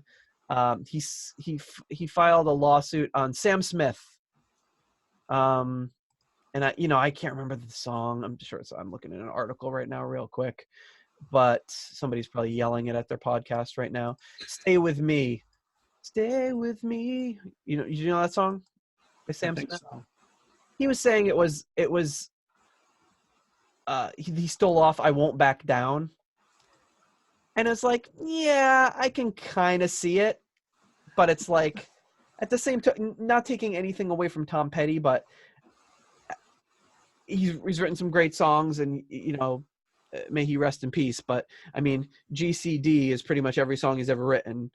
It's not like, and he's written some great melodies, but like, I Won't Back Down. Like, I think you got enough money off of I Won't Back Down that Sam Smith marginally taking a similar melody over a similar chord progression. It never occurred to me that was the same song, is what I'm saying. Well, I always thought when I had heard it, like, I don't know where I've heard it, but I'm just like, oh, it's like the gospel-y version of Won't Back Down. It's like, I always knew it kind of sounded similar. Yeah. But I mean, it's like, he's making it his own. He's not like, it's not egregious. I don't think.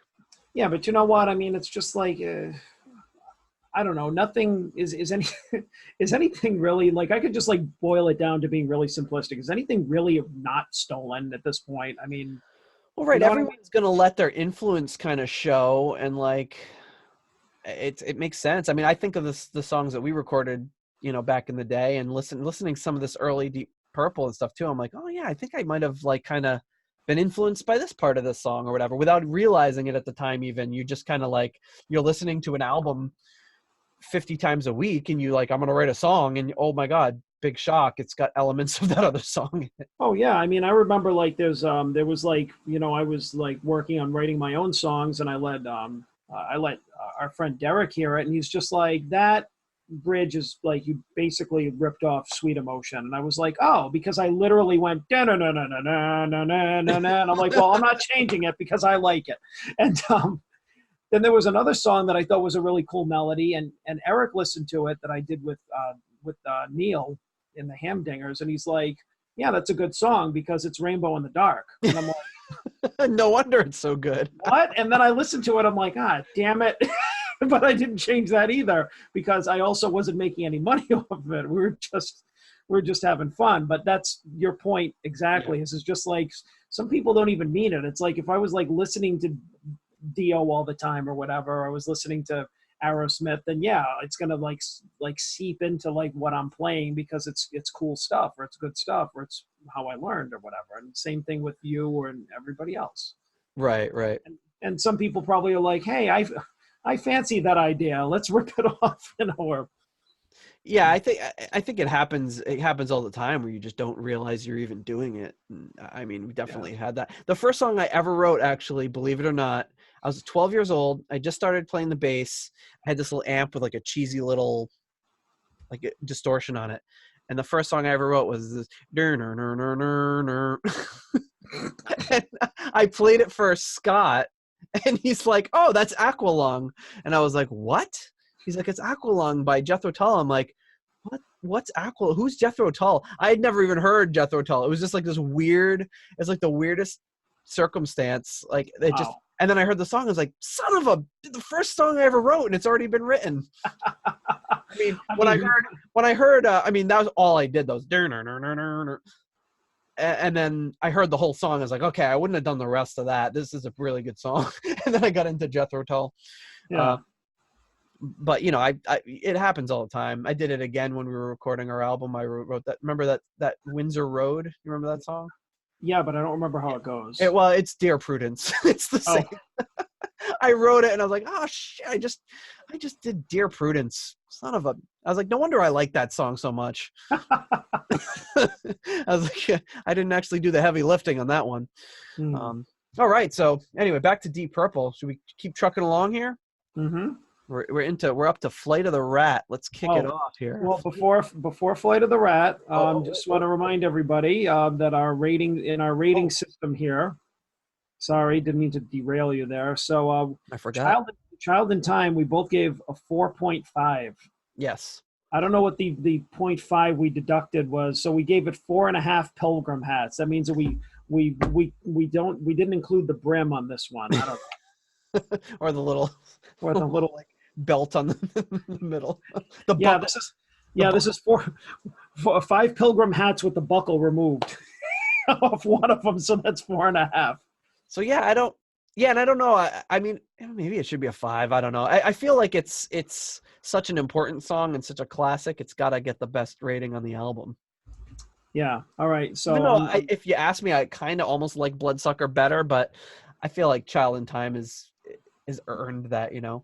Well, I feel like that's why, like, when you listen to it in relation to other songs, you're just like, I really like this song so much, I can't give this one a higher rating. So I think when looking at it, let's just say on its own, I think we would probably give it a 5. But like thinking about it in the entirety of the album and all the songs, I think we're deducting points based on other songs. Yeah. Because we're thinking about the album as a whole. So Right. Really, it's probably one of the best songs on the album. No doubt. All right, here we go. Flight of the Rat. Yes.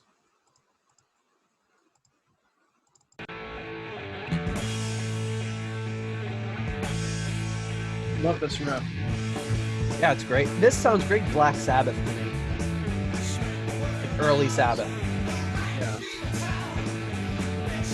This is written in the studio, Delane Lay studio. He said it was based on John Lord playing Flight of the Bumblebee really fast, like as fast as he could, and then Ritchie would play over it. And allegedly the song is a cautionary tale about drug abuse. Sounds like Mark III and Mark IV should have listened to this song.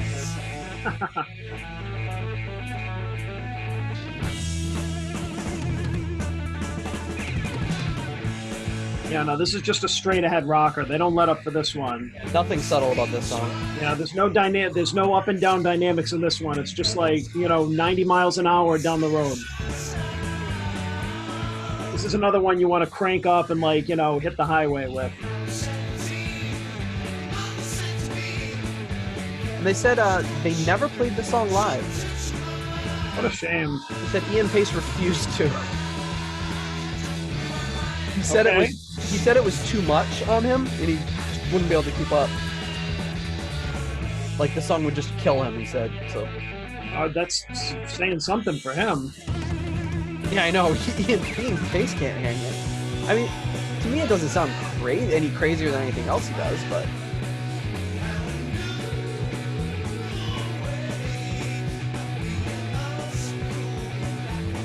They said they had a policy where if any one of the 5 members of the band was really against playing a song, they just wouldn't play it live. It's a good policy. And yeah, I mean, I guess that is saying something for like a 21-year-old Ian Pace if he didn't have the stamina to play it. I think Ian Pace now probably could. The guy does not slow down.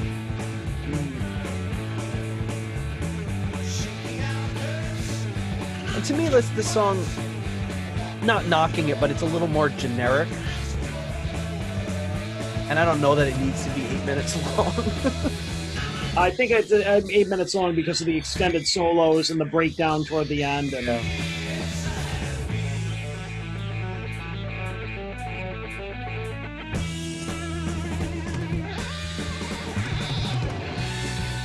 I love this keyboard solo. Great keyboard solo. This is one I like John's solo better than Ritchie's. I love it. He does that kind of rat bat blue thing there, like like he'll later bring that in for rat bat blue. He's just going nuts. I love it.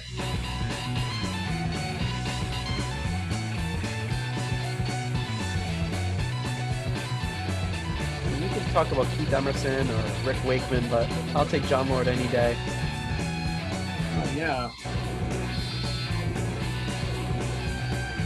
And he's he's lifting the organ off the floor and smashing it down and leaning it backwards and smacking it with the palms of his hand. I mean, this solo right here is what made me look at the organ as finally an instrument that could be just as heavy as a guitar. Yeah, it's an organ. I mean, you don't think of organ as being. I never did. This part here, great. Great entry from Ritchie. Yeah, totally different. John Lord just tore it up, and now Ritchie's like, all right, we're going to bring it down a little bit. Yeah, that's great. Yeah, he's just kind of holding back a little bit, and he's like, all right.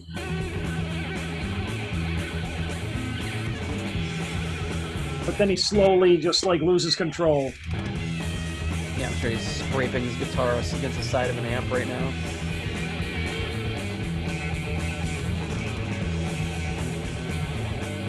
Like in California Jam where he's going like this to the strings, he's trying to pull notes out of them using telepathy or something. Oh, this part right here. This is some good stuff. Fantastic. He brings in this wad, he's just raking the strings and doing this rhythm. That to me makes this is one of his more inventive solos.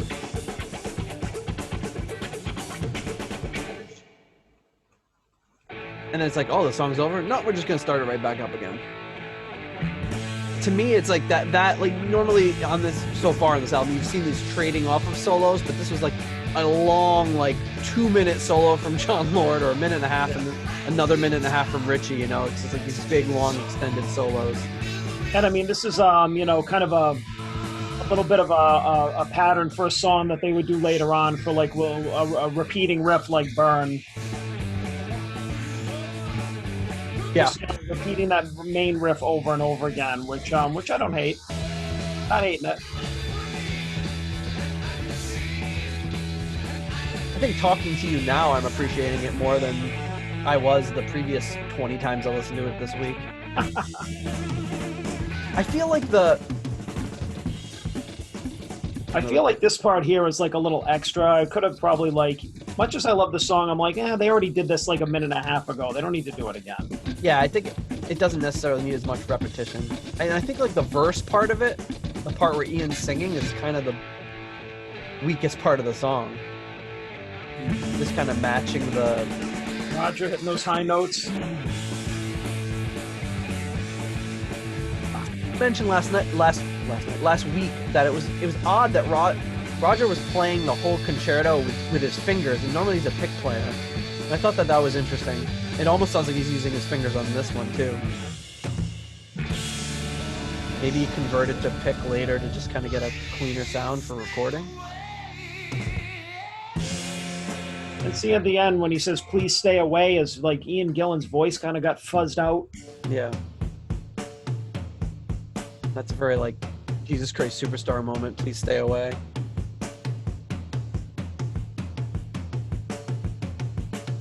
And the song's kind of all over the place. It's kind of off the rails, and all of a sudden they're going into a quick little drum solo almost.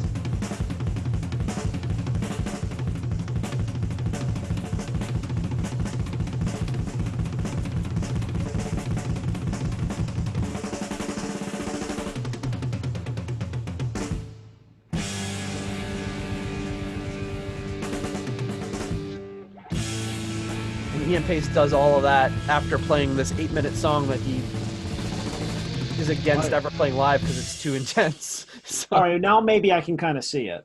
Because, I mean, he's basically like, he's not getting a freaking break. And then he's going to do all that at the end. It's like, after you've been playing for 8 minutes straight at like a super high tempo, do a 1-minute drum solo.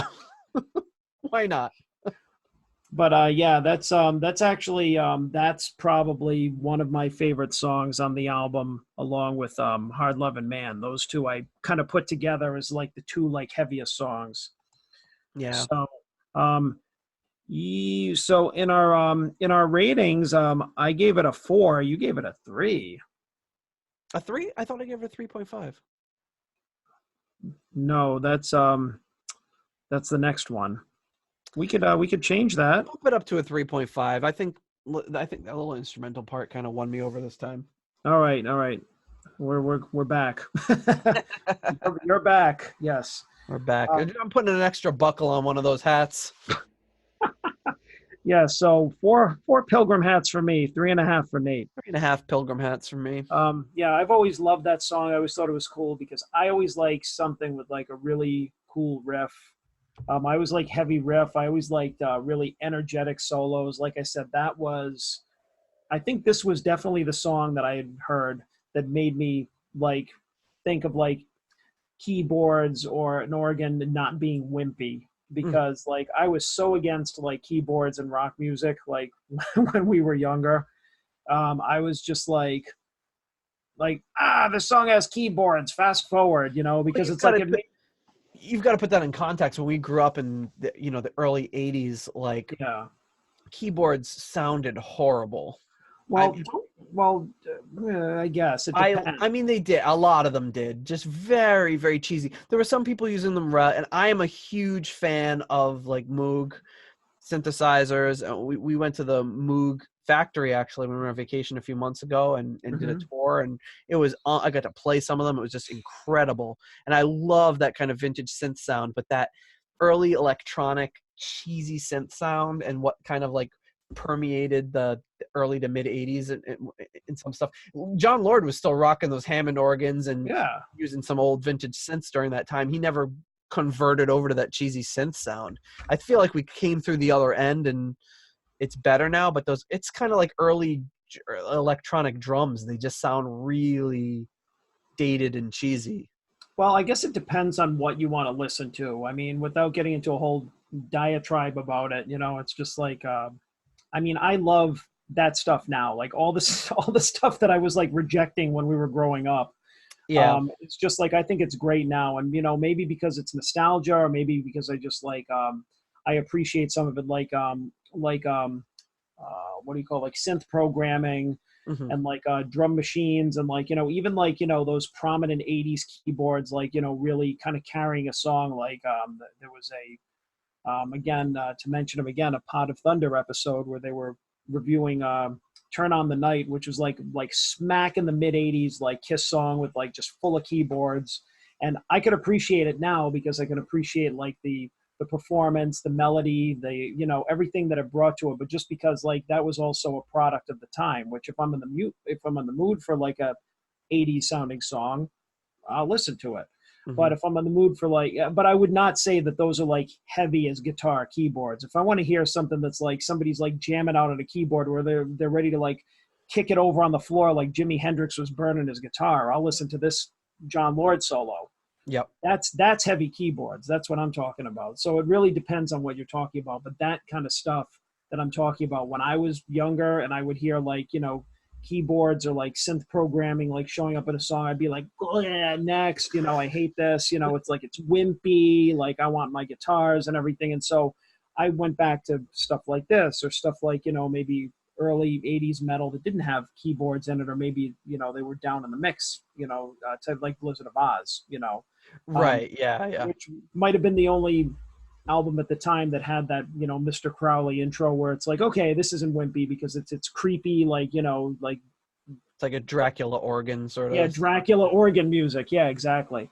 But this was like I said, like the way that he was wailing like on that second solo and he was going like all that staccato stuff and everything, it was just like, damn, that's like that's heavier than any guitar solo I've ever heard, you know? And that's just like, Yeah, it's great. And there are some 80s synths like I do like the Eurythmics, like using that Oberheim like on Sweet Dreams or whatever. Like that's like a really heavy sounding, like, even though it is a very 80s sound, yeah. it's like there are times I'm thinking more along the lines of like the electric piano, like the generic electric piano sound and things like that. Yeah, Like Peter like Cetera, like, you know, like that sort of like cling cling, or, like or have you glass. heard like Honestly by Striper? I'm not as familiar with that song. Okay. Well, that's actually like again like well, you know what? I may as well just like veer off the beaten path anyways. There was that was like, to me, I still hear it now and it's like I wish that they would re-record it because it's a great song, but it's just like that's one where I'm just like this is just sounds like too it's like it's too like the keyboard is probably like it. I feel like the keyboard was as big as like my computer keyboard and it just sounds plugged in cheap and everything. Those But like keyboards with the mini keys. Yeah. yeah, but like the vocal performance in the song is great. And what actually brought me back to it was, I want to say like 10 years ago or something, I was with some friends like in a bar or something, and they were doing a karaoke night, and that was one of the songs, and I had heard in years, and that They was had a song. Striper at karaoke. Yeah. Well, well, yeah, or it was like, yeah, this guy it was like a karaoke contest. And I remember this guy got up and sang it. He had like, you know, he was good. He had like pipes like Michael Sweet. And I was just like, but it was like, I guess like a better version of the song. Like they didn't like, you know, it was like a Muzak version of the song or different music and everything. What was better than the original backing track? Yeah, pretty much, pretty much.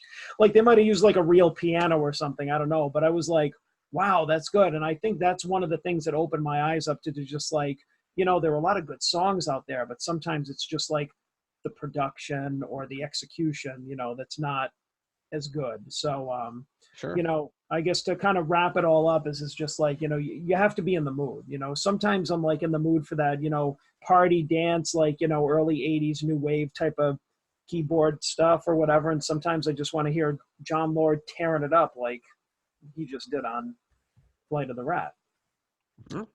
Fair enough. So yeah, So there you go. Should we jump into the fire next? Ooh, yes. Oh, we did our ratings for that. Okay, Into the Yep. Fire. Here we go.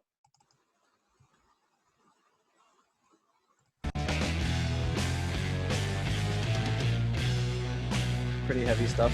Yeah, another great slow heavy, like, you know, could have been a Sabbath riff. Yeah, I could hear this being Sabbath. A lot of weird, like, Sabbath similarities with this album.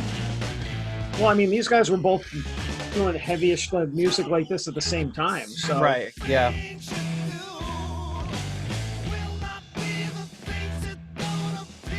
Like this little octave thing.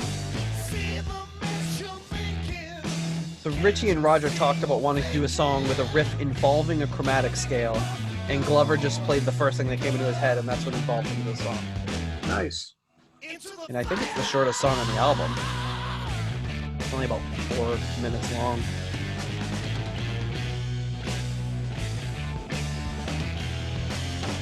Apparently, this is another warning about drugs. A lot of warnings about drugs on this album. Two. If only they knew where the band was headed. And one song that people thought was about drugs. Yeah, it wasn't. And wasn't. That always cracked me up. Like, people were always like saying that Lucy in the Sky with Diamonds meant LSD, and the band denied it, and people were like, they're lying. It's like, the Beatles talked about doing drugs all the time. Like, why would they lie about that one song? They're like, this song's about drugs, this song's about drugs, oh, no, not that one, no. Oh, they're lying, it's about drugs. Why would they lie? What does it even matter? Exactly. Okay. I don't know. If they denied ever having done drugs, I could understand.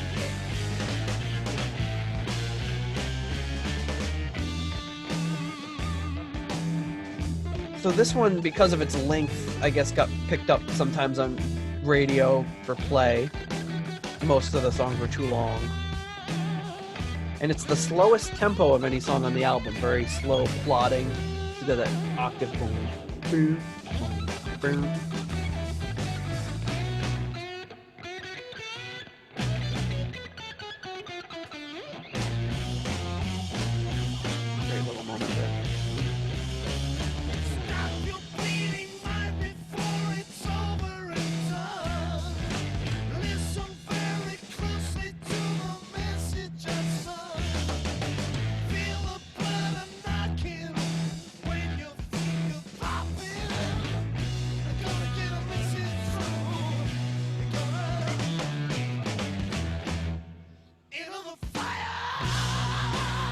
sounds like really raspy, like he's at the end of the day on this one or something. Yeah. I think it's like the mark of a good song when we're just sitting there just like bopping our heads to it, not commenting a lot. What more is there to say? Yeah.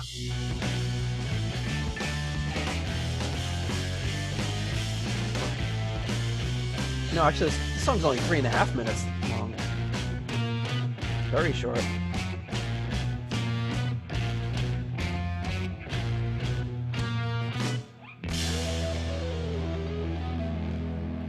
Little bluesy ending there. Yeah, I just love like Ritchie's like tone on this could be like really blistering, or it can just be that really kind of like, you know, almost jazzy sounding, like, you know, like a Speed King solo type of thing. Like at the end, it was just almost really like gentle, you know? Yeah. I mean, he's very versatile. But Yeah. they said this song was based on a King Crimson song called 21st Schizoid Man. Have you ever heard the song? I feel like I've heard of that before, probably in this context. So Let's take a listen and see if we see any similarities. let's.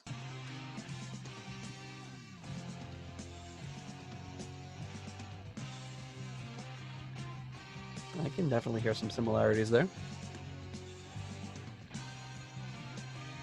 I do not know anything about King Crimson. Me neither.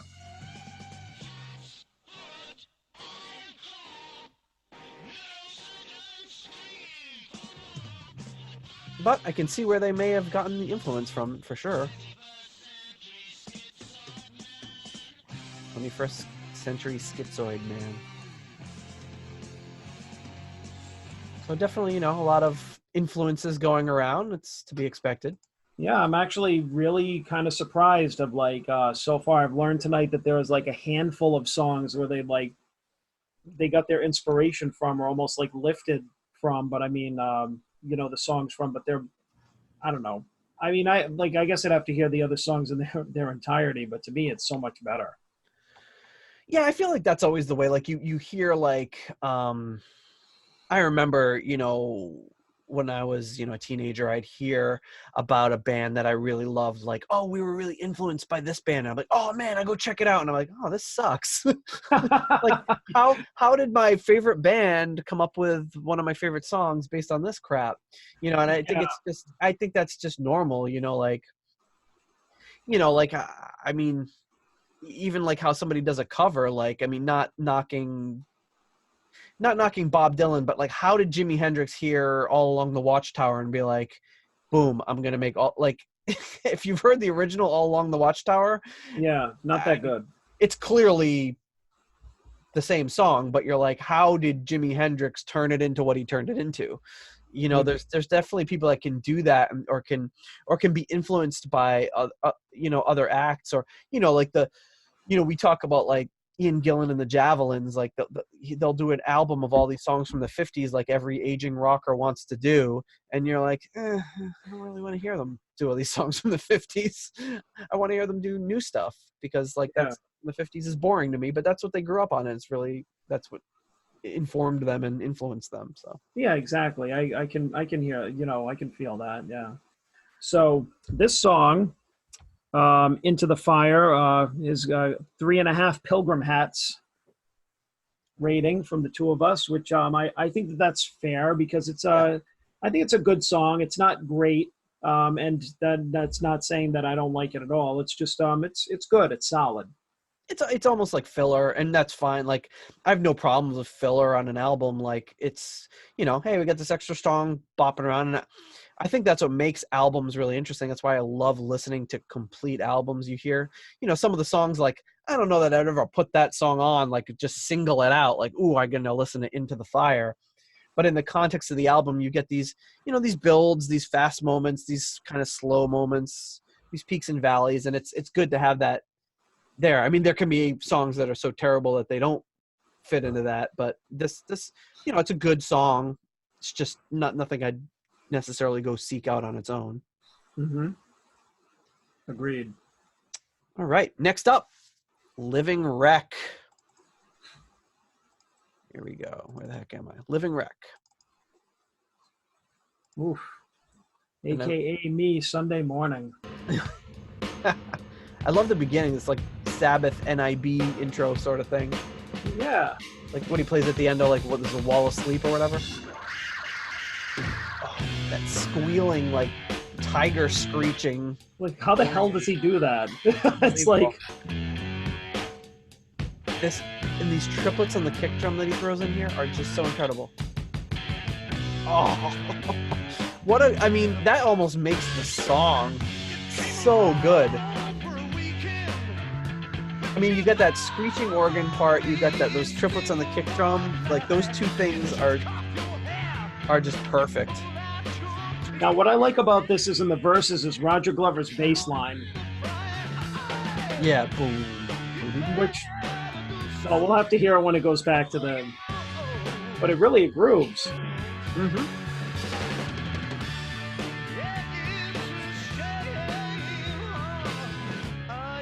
And and then John Lord's squealing cat keyboards. The jungle cat keyboard. It really is just. So they developed this riff at a pub in East Essex. And it was the same gig apparently where Ian Gillan was getting changed backstage, and he was naked, and Ritchie Blackmore just pushed him onto the stage naked. And then Ian Gillan, being who he is, just took a bow and then walked off stage.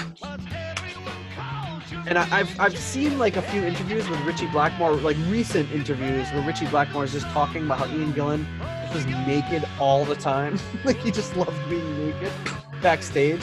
So okay. I'm sure that the women didn't mind that. Yeah, I'm sure many people didn't mind that. I would have taken a peek.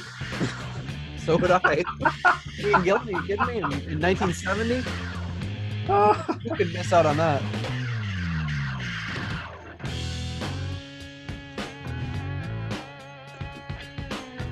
It's almost like they make the bridge of the song the guitar solo here, kind of very traditional. Like they kind of go into that format a lot in later albums of Mark II anyway, where they instead of like making a bridge with vocals, they make a bridge with a guitar solo.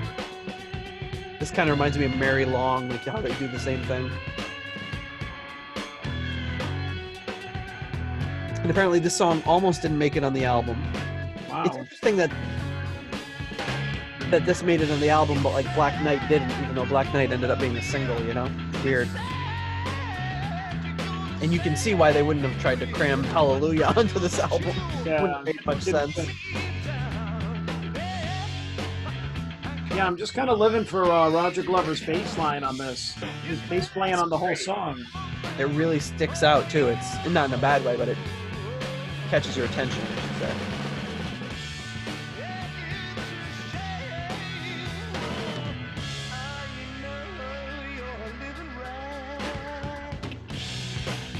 And then coming out of this part, I think, he does like a little slide at the end, which is really awesome. Bass slide. Listen for it. Oh, yeah. Boom! Oh, yeah. Which is like a staple if you're a bass player. You just got to do that. And then you hear him just hitting those notes, just do-do-do-do-do-do-do-do.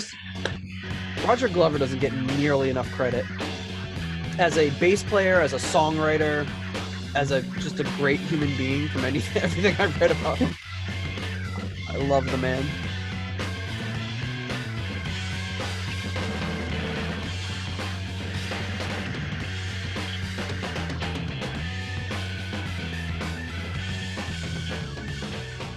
This is the only song they really fade out, isn't it? Yes. See, now this is one of those songs too that I really love the fade out and the ending, because as much as I'm listening to, like, you ever have those songs where you're like focusing in on like one of the instruments, like I'm just listening to Roger Glover just like going off on the bass, but I'm like also like I could simultaneously pay attention to like, Ian Pace's drums and like the John Lord's keyboard solo and everything, and just all meshed together. I'm just like, this is awesome. And then it fades out and I'm like, no, don't end. Fade back in. But yeah, so that's one of those where it's like this song, I think more recently when I picked up on the bass line, I just started just listening to boom, boom, boom, boom, boom, boom, boom, boom, boom, and he's just like, just kind of like how Ian Pace was kind of like laying down this groovy beat during what was it, Bloodsucker, I think. Yeah. And it's just like picking up on little things like that, like those little elements that give the songs like a little bit more swing to it, make them more interesting than if just anybody else just laid down a regular old track, I guess. So these guys were awesome. What do we got for rankings for this song? So Living Wreck, you gave it a 4. I gave it a 3.5. All right. Because again, really solid song, really love it. But again, I feel like this isn't. I don't know. I might bump it up to a 4 because I feel like I would seek the song out to hear certain things. Oh, that organ, that, like I said, those triplet kick drum on the third repetition there, and that jungle cat screeching from the organ is just, I mean, the song almost wouldn't be without that. It's just, it makes the song. All right, well, I'm changing my rating, so we are officially both 4. All right, we're putting a buckle on that 4th hat. 4 pilgrim hats each.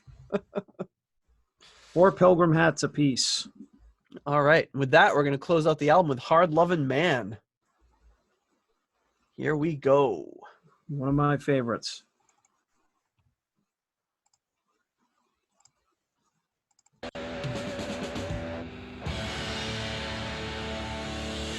This was also recorded at the Lady Studios.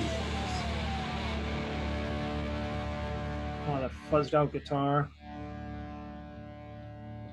Here comes Roger with that little galloping bass line.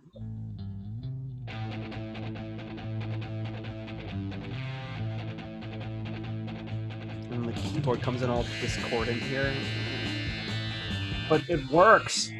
Oh, yeah. Oh, it just This sounds like another Sabbath riff to me. Well, I mean, Ritchie's riff is just, definitely like a precursor to like metal. Yep.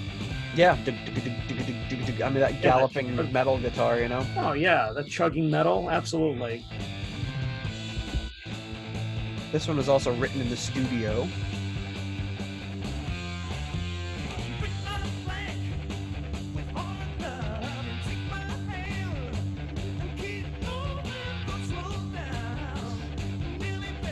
Overtly sexual lyrics. Ian Pace said, "This is the story of Ian's life when he's not making music." Nice one. The Hard Lovin' Man. Roger Glover apparently wrote this riff. All right, Roger. But John Lord says he feels like Ritchie started the song, but well, that's why they're all credited.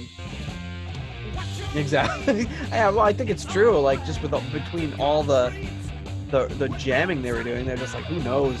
Like, we'll just put our names on all of it. And sometimes songwriting teams will often do that. That they just, like, famously Lennon McCartney would do that. Even though like Paul McCartney wrote a song, it would be called Lennon McCartney, even if John Lennon had nothing to do with it, and vice versa.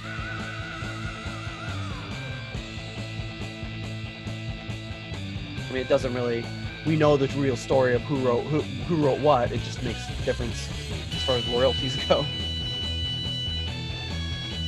I love this. John Lord is just like, screw it. Yeah, it's like it almost sounds like he falls on the organ at one point. But I mean, it's great. I know, John Lord's the only person I know that could play all the wrong notes, but somehow they're right. Like, this is great. Just because he knows what the right notes are. Like, he's just like, I don't care. I'll play every note that I'm not supposed to play. I'll play the complete inverse. Yeah, I'll play everything a half step up, and you're gonna like it. But you hear that no na no na na, it sounds like a friggin' police car, like coming through the studio, and it's another one of my favorite John Lord solos. One thing I read, but I was really surprised by, they never performed this live until 2009. Oh, what the hell is wrong with them? My God, it would have been great to hear him perform this back in the day. So that means John Lord never performed it live. He would have been out of the band for 7 years at that point. Jeez. Kind of Iron Maiden sounding double track guitar here. And I feel bad that I keep comparing them to bands that came after them, but Well, not really. I mean, you're talking about this is what influenced those bands. right. Apparently.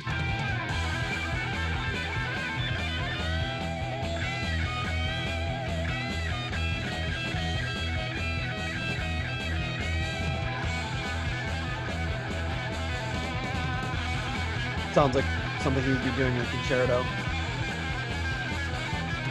Yeah. Who knows? He probably was earlier that day. It could have been.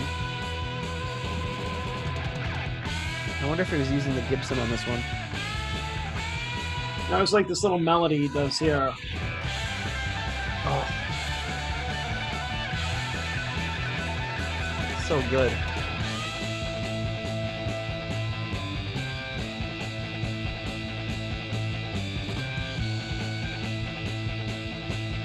John Lloyd's little melody line just ties everything together, ties it all back together. Yep, this is going to start it back up again, Ian.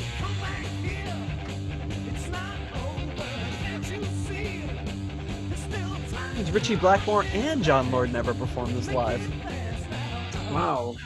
To me, this seems like a staple of theirs. I don't know why I think that. Clearly, they were playing it. Because it's so great.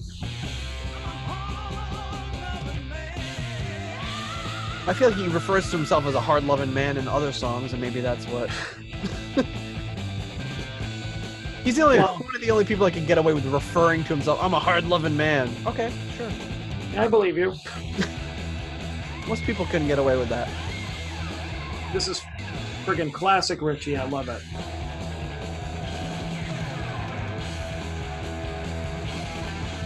I don't think there were any other studio albums where he's like rubbing the guitar up against the wall.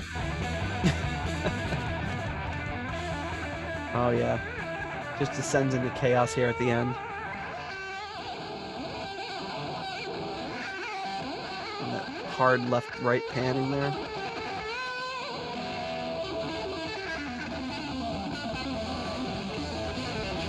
It's a great idea. You just fade the band out and fade the band back in. Makes you wonder if the band messed up at that part and they just wanted to like mask it. Totally possible. That's a cool effect either way. Yeah. Like, ooh, Ian Pace dropped his sticks. Let's fade the band out and fade him back in. I just love this ending.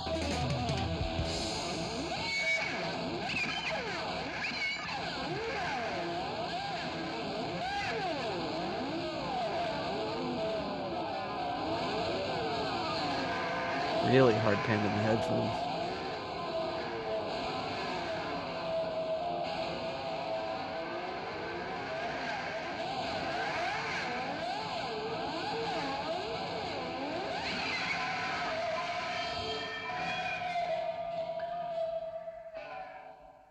What a way to end the album. Holy, good God. Ends the way it came in, just like complete chaos and just insanity and just bedlam, if you will.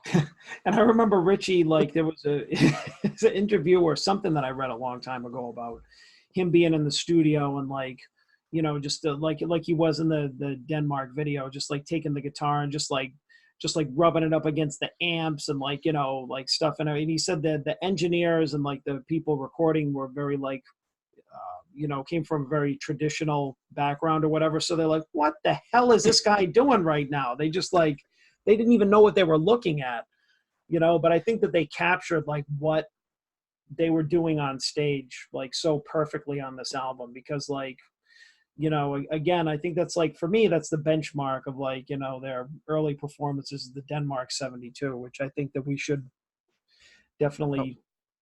Oh, you cut out there for a second. We should definitely review that. Yeah. I can't hear you at all. No? I don't know what happened.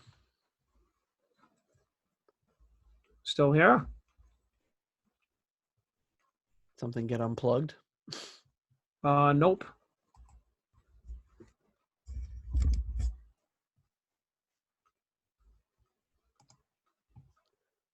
Can you hear me? All right. Can you hear me? Yeah, I can hear you. I can't hear you. Oh boy. Oh, wait.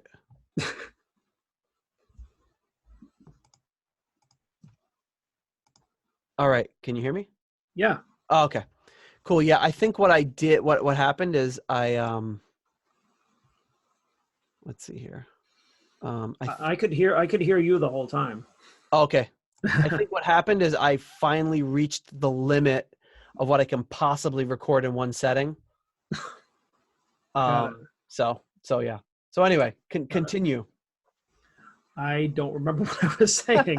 Sorry. Yeah. So a technical thing. There's a certain limit in file size of what you can record. I think because I'm recording 3 tracks simultaneously now, that limit is approximately 2 hours apparently. So good to know Okay. in the future. I was actually going to try to do a hard break in just a few minutes just to get away from that, but now we don't have to Okay. because I've started up anew. Well, let me see. So yeah, just like you're talking about in the studio, he's like just sliding his guitar across the amps and Amps getting and capturing that live sound. yeah. I think that the Denmark 72 video, which I still think is like for me is like the pinnacle Mm-hmm. of Deep Purple, and it's the one that I've seen the most. I don't know how many other bootlegs or even concerts exist from around that time, but full ones that might be the only one to my knowledge, or it's whatever. It's still my favorite because it's the one that I've seen like a million times. Yeah, And I it's great. mean that like what's on this album like captures that. So I think that they did a great job of like that's why this album is so great because like sonically it might be different than seeing them live, but I mean it's still like just all this raw like just like very spontaneous sounding like and Ritchie doing all that stuff at the end of Hard Loving Man just sounds like what he would do on stage, So it would just be more extended, of course, but yeah, just great stuff. Yep, absolutely. So that's what is our did we Pilgrim hat this one yet? So yep, this is let me see. Hard Loving Man gets I gave it a 4.5 Pilgrim hats. You gave it 4. Okay. Just because I love this song so much. Fair enough. Okay. So where does that take us to the album? Like what is the overall rating for this album for us? Okay, so I guess not included here. I don't think we're gonna have time to listen to these other songs, but you did go down on the list of Black Knight, Speed King piano version, Cry Free, and Jam Stew from the Yeah. Well, extended. maybe we can talk about that in another episode down Yeah, the road. but I can say that like I can just read our ratings for those. Black Knight, 4.5 from me, 4 from you. Speed King piano version, 4 and 4, which I love that version. I really liked it. I almost couldn't decide if I maybe liked it more than the album version. Yeah. Like I thought, and like we talked about earlier, they have that like what people say was cheesy of them all singing that "See Me Fly," but I No, thought that gave it such a cool. They're saying "See Me Fly" in like that harmony, and then you hear the do do do do do do do do do do on the yeah. piano. I thought it was awesome. I think it's a great like alternate take of it. I love it. Yeah, Cry Free, we both gave it a 4. I like And that one a lot too. I'm surprised that "Cry Free" yeah. wasn't on this album in place of I think it either could have been added or just replaced. It could have replaced "Flight of the Rat" or Well, Cry Free, Black Knight, who knows whether the Demon's Eye or was that Fireball? I think that's Fireball. Yeah. Well, either way, there was a lot of good stuff to do. I mean, I guess they had to cut some things, but and then Jam Stew, 3.5, just And you because. recognize Jam Stew, right?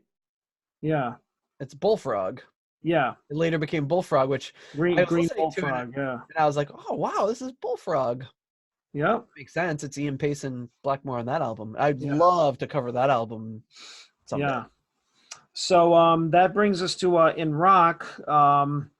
Surprisingly, my rating came to a 4.07 Pilgrim hats. I want to see the '07 of a Pilgrim hat. And you were 3.93.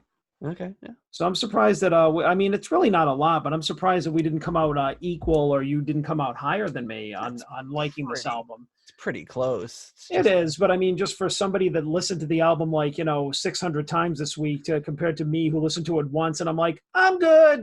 It's like, well, yeah, okay, we're talking like a 14 basis point swing. It's not too bad. yeah, but yeah, I think that there might have been a couple of songs on here that I liked just a little bit better, and I think Yeah, that's what bumped us up. But yeah, .07 of a Pilgrim hat might be like a couple of threads. But yeah, but overall, this is probably so far definitely like without and, there's no mystery as to why this is our highest rated album no, not at thus all. I mean, far. After followed by Deep Purple, self-titled. yep, yep. So Which far, yeah, which was a little more surprising because we didn't expect to like that one as much as we did. yes. So this album was received really well in the UK. It reached number 4, and we talked about before they had trouble breaking into the UK market. Yeah. It only reached 143 in the US, so while they were doing really well in the US, this album did not do well in the US, which I thought was interesting. Hmm. And after releasing this album, they launched the In Rock World Tour, which lasted for 15 months. So Wow. that's a long tour.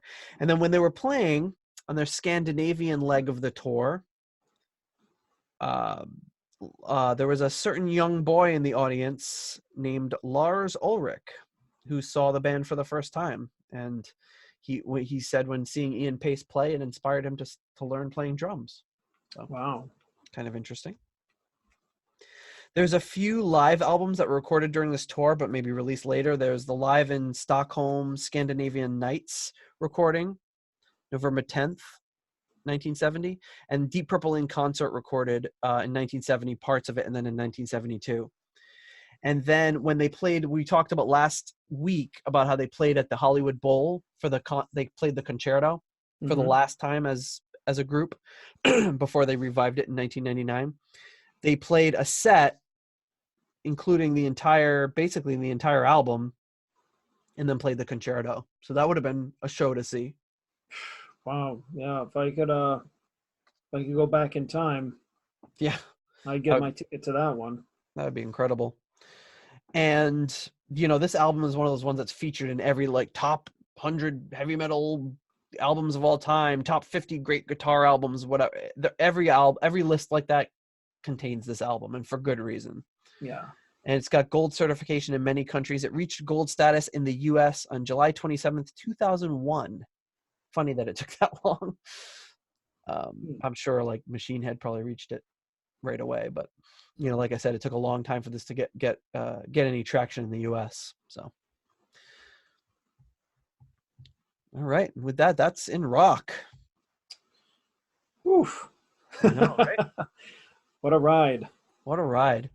So I got a few quick news things this week. Nothing crazy, but let me go back here. For the news, we've got really this is a really funny thing for me anyway. Find it. So this is Ian Gillan, Tony Iommi, and I believe the president of Armenia and their visit that I talked about earlier in the show. And I think the president of Armenia was making fun of them because they didn't have any ties. So he took his tie off and gave it to Tony Iommi. So it's kind of like the them standing together and then him putting a tie around Tony Iommi. And Ian Gillan looking the same in every single picture. Like it's not even happening. Interesting pictures from there. See, there's him taking off his tie. Oh, that's great. So it looks like they had a really good time. Ian Gillan and Tony Iommi, old friends. Wow. And what else we got?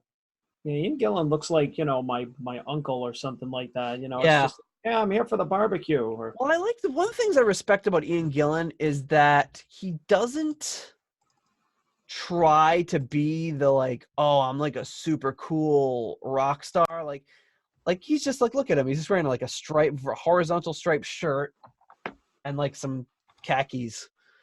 Yeah. Like, and he'll wear that on stage. Like, he doesn't care. He'll go out on stage in just like a white t-shirt with nothing written on it and like some pants. And like Tony Iommi's still going hard. He's still wearing the big silver crucifix and the chains and the rings and all the things. Yeah. Dylan's like, I'm 70 whatever years old. I don't give a crap. I'm just doing what I do. Yeah. I don't care. Even during the John Lord tribute concert, he's wearing like the t-shirt that's got the tuxedo painted on it. Like it's kind of like, man, John Lord died. You put on a real shirt, but like, I feel like he had like a really like intense sense of style in the 70s. Like, he's wearing those headbands and those like funky. Even I think when he got married like dressed like a pharaoh or something. Like, but like he just like he's like, I'm an old man. I'm just gonna dress like, he kind of dresses like a little kid almost, but he doesn't try to pretend like he's this badass rock star. Yeah, well, I mean, that's the one thing about getting older that I can't wait for is just wearing whatever the hell I want. Just being like, I'm going to the store, it's like, put on some pants, Grandpa. Like, leave me alone. So another thing that came out of the news was Ian Gillan talking about, they had this kind of thing in the news about their accountant stealing a bunch of money from them, and Ian Gillan saying, well, I'm not really, I don't have any pleasure from the fact that this guy's in prison, like, but he says, when you think about it, we've sold about 120 million records. That's about 1.2 billion pounds in today's economy. And then, breaking that down over 24, that's like approximately $24 million a year for 50 years. And if you divide that evenly amongst the band members over the years, some of the band members are in the band for a long time, but it's about like $2.5 million a year for these band members. But that's just on album sales. So they saw just a tiny fraction of that. I don't know what they got from live recordings, but it puts into perspective what they've gotten and what they're actually worth. Ian Gillan's net worth on one of those celebrity net worth sites is like $40 million. It's not a ton of money when you consider what he's done as a career. So like, obviously in the end, the record companies seem to win. Yeah. And then history this week, just a few things. Do I have my history thing up here? Yes, I do. So in history, got a few little history nuggets for you. We got Don Airey's birthday, June 21st, 1948. The man himself, legend of Deep Purple and Black Sabbath and Ozzy Osbourne solo and Rainbow, and I'm sure I'm leaving out 10 bands or so. He's been around. He's done everything. He's incredible. And, hearing the recent stuff and their performance at the Rock and Roll Hall of Fame, man, he's great. Yeah. He really, really, I can't think of anyone better to fill John Lord's shoes. For sure. On June 21st, 1969, Hush was released as a single. So that was a pretty big moment for the band. Nicky. He's back. Nicky is back. Ritchie, Rod, Ian, Nicky, and John. Look at Ian. He's giving Rod the stink eye. He is. It doesn't even look like Ian. It looks like Paul McCartney. Yeah, you're right. Then a year later to the day, the Deep Purple album was released. There's the album cover there, the unintentionally black and white cover, and you can see over there, but under the harpsichord, the band is hanging out there underneath the, just hastily photoshopped into there. Not photoshopped at the time, but airbrushed or whatever. Cut and pasted, probably. And then on June 22nd, 1984, Roger Glover releases Mask. And I had picked this up years and years ago on a little double album of Elements and Mask. Mm-hmm. And Mask was pretty good. I really liked Elements. I don't remember it. It was really good. It's like the opposite of Butterfly Ball. I think it came out in, I want to say like 78 or something. But, Butterfly Ball is like 22-minute songs. and Elements is like 5-9-minute songs. They're very long, a lot of instrumental stuff, but very cool use of like the vintage synths at the time. So pretty cool stuff. And with that, we only have one more feature for today on this long-awaited In Rock episode, and that feature is the Deep Purple Deep track. So this one, if I can find it, I can't find it. You can probably get it pretty quick here. Just give me a second to download this. So we were doing the deep track for a little history for those of you interested. We were doing the deep track for a while, and I was torturing John and trying to have him guess what the song was, which was an impossible task for almost anyone. And now, instead, we're just playing it and talking about it and just taking a random related to the Deep Purple family track and talking about it. So this week's track is this. All right.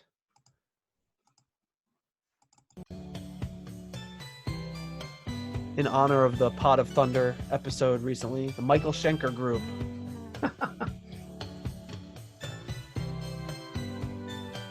Which I'm not super familiar with. Michael Schenker, of course, of Scorpions.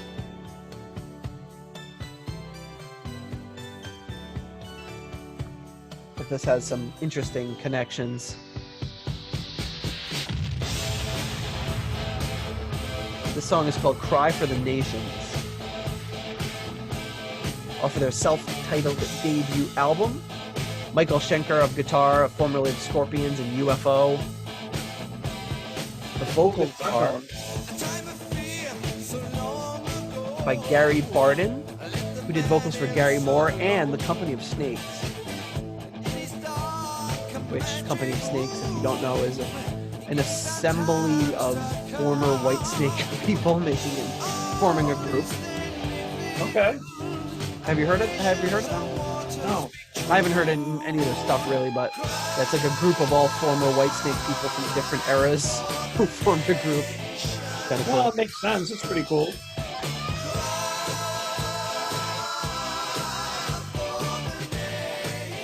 And the reason I selected this song is because Don Airey is playing keyboards. Ah, cool. As he often does, and Ozzy and Rainbow and Deep Purple and all those groups. And can you detect anything about that bass?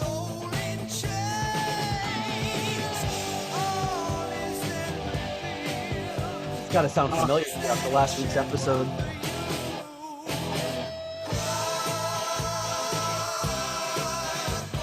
It's Mo Foster on bass, old Sausage Fingers himself. Finger snap master of the Butterfly Ball, coming back. I forgot. I'm just like, who is it? Like Nick Simper? I don't know. That would have been a good guess too. Mo Foster of Butterfly Balls, Finger Snaps fame, and the band Fancy from last week. Yep. The drums are by Simon Phillips, who played with Brian Eno, Mike Oldfield, Jeff Beck, Gary Moore, Bernie Marsden, Judas Priest, Tears for Fears, The Who, and live production of Jesus Christ Superstar. So no slouch there on drums. And this was produced by Roger Glover. Wow.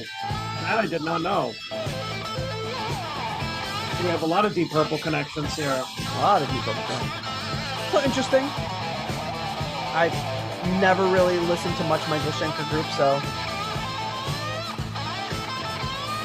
Pretty cool track. I like it. yeah, I'm liking it. I would check out some more Michael Schenker Group. Although their later stuff, from what I heard on Pot of Thunder, was not really my cup of tea, but I've heard some Michael Schenker and some UFO stuff. For me, it's like, this stuff is hit or miss. Like, I'd like a track like this is very kind of like, you know, guitars, like, almost like an 80s pop vibe to it. he's a very good guitar player. Very well respected.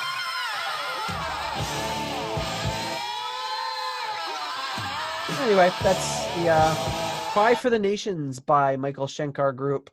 I like it. Interesting track. Always good to kind of dive into some of that deep dive stuff. And there's basically an unlimited resource of that stuff around related to Deep Purple. So with that, that's it. We're into the Deep Purple proper era, Mark II, and the kind of albums that the band would be releasing in the years to come. So excited to be in this new time frame. We'll be here for a while. Yes. All right. Well, with that, it's getting late here, and it's even later where you are. So, So we I both think have to that's be to work early tomorrow. yeah, but we just love Deep Purple that much. We got to stay up past midnight on a Monday night to be at work. When do you have to be at work tomorrow? 6. Yeah. No, wait, 7. Well, I got to get up at 6. So, anyways. Yeah, I got to wake up at 5:30. But I'm an hour ahead of you. So, all right. Well, with that, thank you so much, everybody, for listening to episode 8, Deep Purple in Rock. And I guess we'll be back. Well, we may have a special report episode next week. We might break up.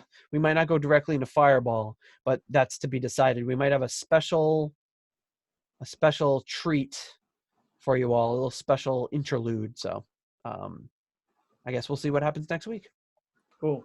All right. Until then. Peace out. Yep. See you later. Thank you for listening to the Deep Purple podcast. If you like what you hear and would like more episodes in the future, please donate on Patreon to support the show. You can also give us a rating on iTunes to help new people discover the show. You can follow us on YouTube, Instagram, Twitter, and Facebook for show updates. See deeppurplepodcast.com for more details.